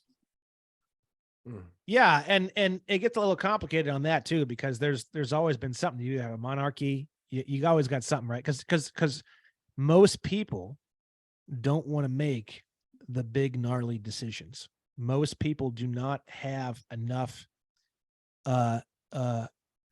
willpower and conscious runway to be able to make or to have these sorts of decisions on their shoulders. And it's the people who just willingly step up and say, yeah, fuck it, I'll fucking make these Yeah, but see, crazy-ass in this decisions. day and age, what big decisions need to be made? I'm 44 years old, man. I've never had to go, you know what? I've got to go to war with my neighbor. Fuck it. I'm shooting. Like, at no point in time have I had to make insane decisions where I was like, man, I better let somebody else make this decision. Well, a small percentage of the population is legally psychopathic. Okay, so it's I think it's a large portion. we We can argue about what number we think that is at another time. at the limit, I would say about 20%. At the limit, at the absolute extreme. And limit. I think significantly more would send you to die if they thought it would mean they would live. And that's pretty sociopathic. Yeah, And they wouldn't even have to look at the consequences of the situation. They're like, fuck that, kill that motherfucker. I think a lot of people would do that at very low levels of shit too. So I think, man, at least half people, at least. that could be. That's not necessarily the definition of like psychopathic, though. When I say psychopathic, I mean somebody who's. How about sociopathic? Yeah, sociopathic is yeah, but when I say psychopathic, I mean somebody who would literally just they're looking to harm people. They would go out of their way and smile over the idea of some child writhing in pain. Okay. Yeah, those are Well, the guys that are walking on the subway that just throw people on the tracks, Yeah. They're just Yeah. those sick fucks. Yeah, like sick fucks. I think a lot of those kinds of people, especially when they get into positions of power, that you're seeing more and more and more of these people getting into positions of power. Yep. This is Because they're so that's how they work it though, Brandon. They traumatize these guys Right. at all sorts of levels. Most of it starts as children, and then it works its way up. This mentality is a symptom of the society we live in. I think in a free society, you don't have these sick fucks, man. It goes both ways. It goes both ways, because when somebody who's psychopathic becomes into a position of power, they create a psychopathic system and they push the psychopathic system on the people, thus creating and accelerating the manufacturing of psychopathic people, right? Yep. Agreed. So you have a lot of that that's occurring, especially in the past several decades. I mean, these people have, I think it's David Icke, he calls it the totalitarian tiptoe, right? Yep. We've been on this totalitarian tiptoe for a long time, but over the past few years, they've decided they want to accelerate that a dramatic amount. It's not a tiptoe anymore. It's a fucking jet plane. Okay. Well, this is because people don't protest as much anymore. People don't push back as much anymore. Jordan Peterson has a good bit where he's like, look, man, if I want to move you back, I'm going to push up against you until you start protesting, and then I'm going to stop and I'm going to back off. And then I'm going to start pushing you again until you protest. And then once you do, I'm going to stop and I'm going to back off. And I'm going to keep doing that over and over and over again. And in not too long, you're 3 miles from where you started. Yeah. But Bob, we got 4 protesters here in town. Now, mind you, I live in a tiny town in Western Mass. 4 white people that stand on the corner of the center of town every Monday morning with "End Racism" signs. You gotta love it. How fucking brave. There's not a How black brave. person in our town. There's not a person of color except if they work in the farms. Just end it. Like beauty- it can the be, beauty like of it's that- something that can be ended. No, That's so the stupid. beauty of that communication is I'm not going to end it, but somebody else should. Yes, what exactly. It's Well, your job you to don't- end it. It's What not they mine. don't understand Yeah. is simply holding that sign is racist. As You are fuck. indicating that Yes. the race you're trying to protect is not capable of defending themselves. Exactly. So it's the soft bigotry of low expectations. Like, you don't even think these people that you think you need to stand up for them. Like, that in itself is fucking racist, and they don't even get that. And the Yeah. funniest part is these people struggle just to hold up this cardboard sign. You know, we're not talking about the finest specimens here either. These are Jesus. just fucking people that when the shit hits the fan, they're gonna get swallowed up. You know, Well, it's It's losers like- with nothing better to do, like it's generally Yeah. pathetic people that don't have shit to do. These younger generations have less and less that actually keep them occupied. So that's why they are in video games and they're protesting stupid nonsense. Their entire world, like the metaverse, is already here, man, for this lower generation, because everything in their reality comes out of a screen. Yep. And then real life is just what they interact in between those times. Well, and Yeah. Bob, it got put into hyperspeed in 2020 when all the Yep. kids went virtual learning, right? Yep. And then their whole world was through a screen. You know, they couldn't go to sports because those were all closed. You know, they couldn't go do activities and stuff. So if they even Yeah. wanted to interact with their friends, for the most part, aside from the parents that were sane, you'd have to do it through a screen. Yeah, which is what they want, Yep. and what Brandon is talking about, and what I want to do is basically, you get the cheat code to Yep. this whole thing. Well, just And get out of the game, you right? know, I don't you want to get- play this game yeah. anymore. This game is You get- bullshit. you get The out. odds are stacked against me. I want out of this game. Yeah, and as upset as you are, and as angry as anybody might be listening to this, you sign documents, you put on the fucking uniform, you went to a location.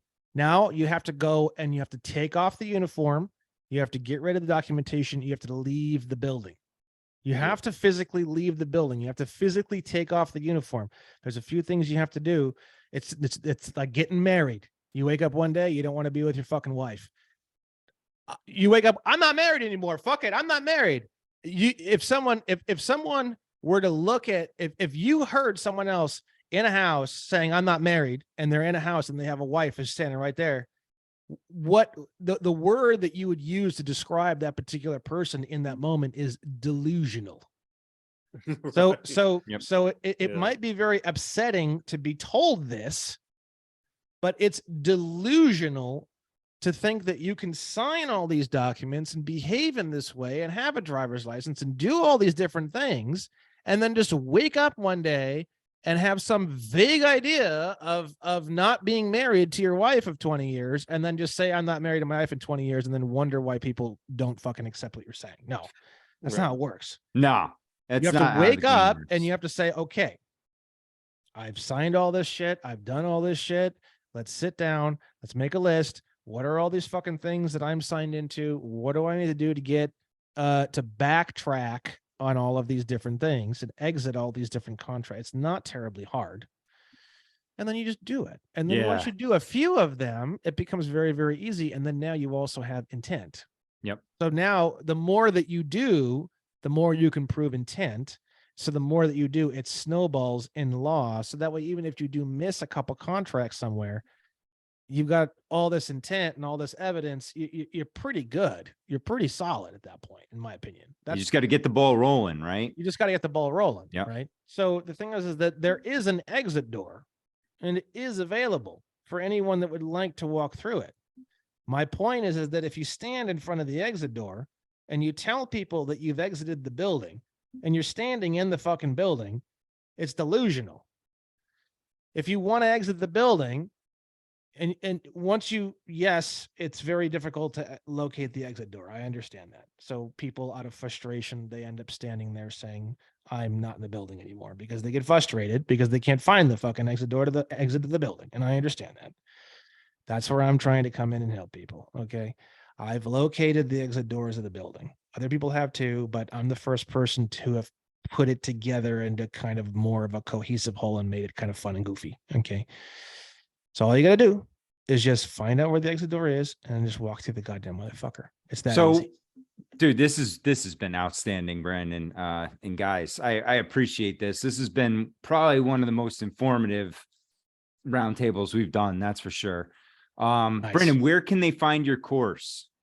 It's onestupidfuck.com. And then there's a banner at the top of all the pages. It's you can't miss it. And there's a pop-up too that like makes fun of you for being there for 30 seconds.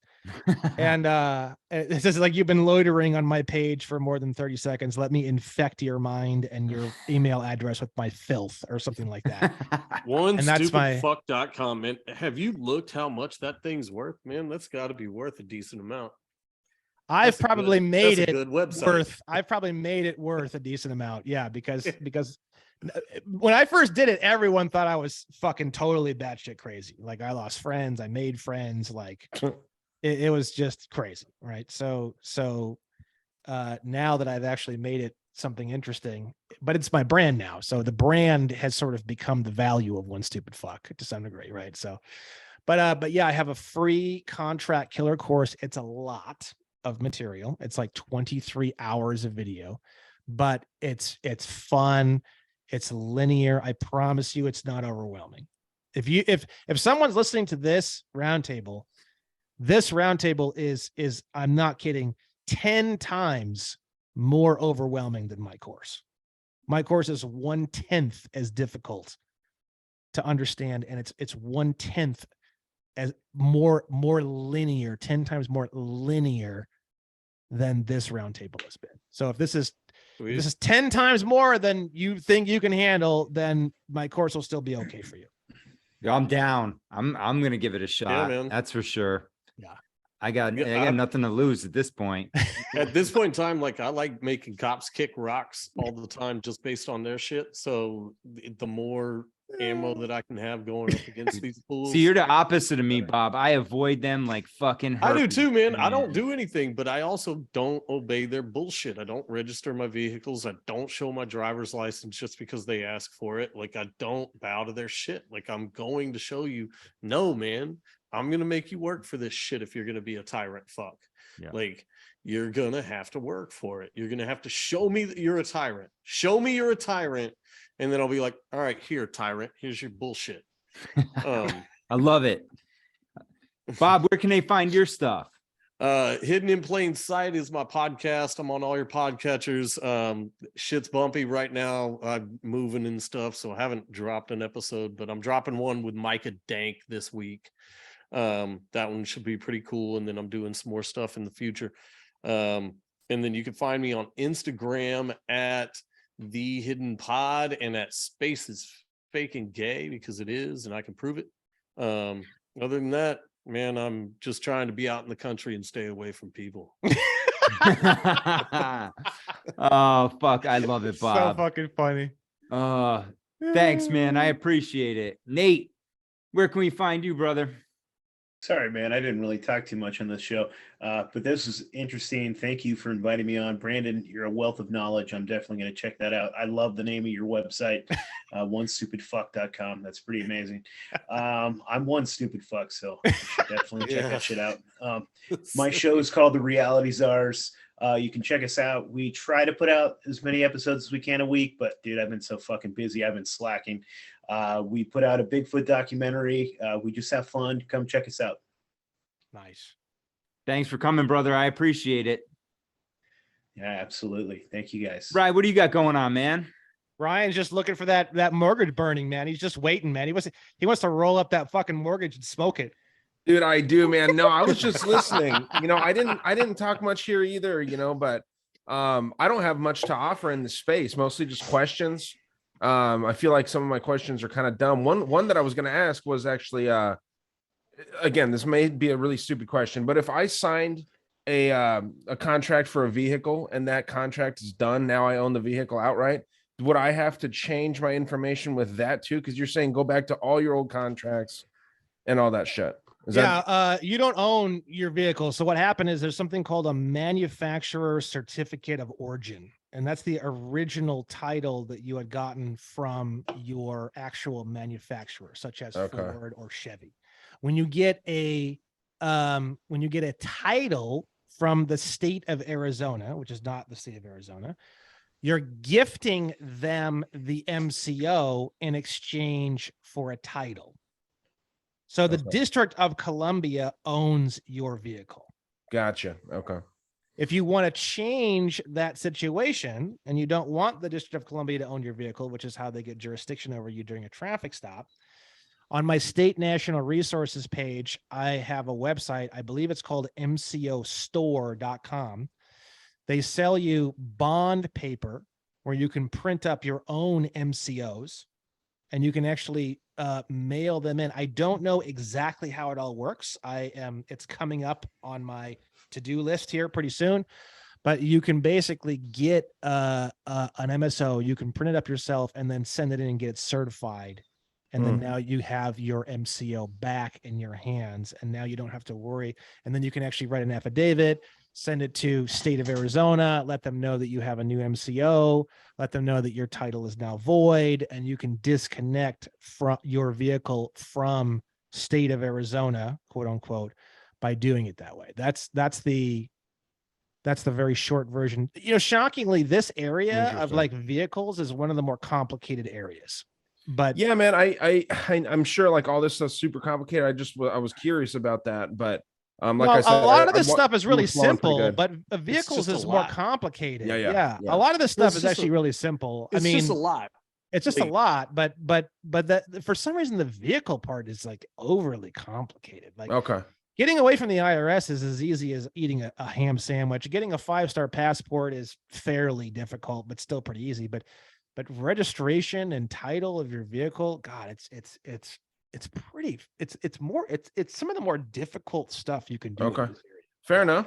Hey, I figured I'd ask though. I had my chance. I didn't want to interrupt that flow, dude. In my opinion, the simplest and easiest way to temporarily regain a lot of legal power over your automobile is to put your automobile into a private trust that you open. That's just a contract trust. It's called a pure contract trust. It has nothing to do with the government at all. It's not something you go to the government to get. You just write it up and then people notarize it and boom, it exists. And then you can put your automobile into that trust and you can actually get it plated in a different state. I have mine plated in South Dakota. That's how I get around smog here in California. So I don't have any smog laws living. Nice. So on my registration, on my actual vehicle registration, it has my trust name, and then it says trustee, and then it has my name in all capital letters. So it's not the best thing in the world, but it's a huge, huge, huge improvement over just owning a vehicle under your own name in all capital letters. But that's like the mid-grade level, the high that I like the mid-grade level because you actually have plates. They're not going to pull you over. They're not going to really fuck with you, blah, blah, blah, blah, blah. Once you get into the MCO level, though, You don't even need license plates or nothing. You can just put, you see these sovereign people and they put fucking whatever on there. If they actually have an MCO, you can do that.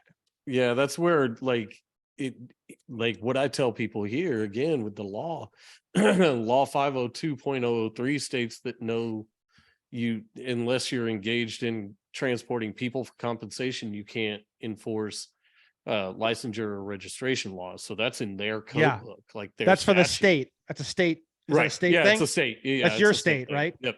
What state are you in? Texas. Yeah. So Nevada has the same thing. I have a buddy of mine who's been digging through Nevada statutes. So some states do have these really cool statutes. And if you find these statutes, then yeah, you're good to go. My training and my studies and is more like super all encompassing, all 50 states, everything. I love it. We'll have to talk more, man. Yeah, man. This is really fascinating what Bob is saying, because if you do dig through your local stuff and you find stuff, you can use it. It's not that you can't use it.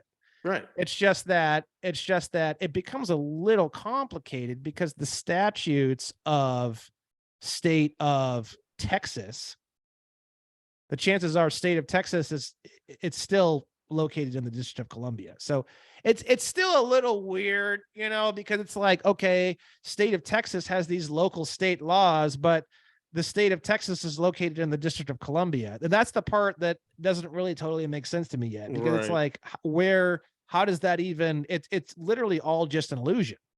It's all just a fucking illusion. Yeah. At the end of the day, there is no spoon. At the end of the day, there is no spoon, literally. So I like the more fundamental stuff. Like, for example, where is city of Austin located? And then you ask that in a court of law and they go, well, technically it's located in the District of Columbia. And then you just like throw out your hands. You're like, what the fuck are we doing here? You know what I mean? And then you just won. I like that kind of shit more than getting into all these state statutes, because you don't really know. You don't even know where the locational jurisdiction of the state statute is. I mean, I have no idea, Interesting, man. Yeah, it's great stuff, dude. Yeah, Matt, what about you, dude? Anything new going on over there at the Great Deception? Oh man, same old. We got some old world stuff going on, some interviews and deep dives and stuff like that. This was awesome though. I love this stuff. I'm fascinated by it. I'm going to be digging into this contract killer course now. I'm all about it. At least getting started and see where it takes me. Learn something new, man. Yeah, that's cool. This was awesome, guys. Thank you so much. I appreciate it. Have a great night. Everyone stay strong. If you guys give me a link to this video, audio, whatever, I'll share it with my email list. I got a pretty big email list and stuff. So just let me know, and I'll put it on my website too. I have a podcast section now. So perfect. Will do. Thanks, Brendan. Appreciate it, man. Awesome, guys. Thanks for having me on the show, guys, or the shows, I guess. This is like a multi-show deal. So thanks a lot, guys. Appreciate the guest spot. Appreciate it. Take care, guys. Bye-bye.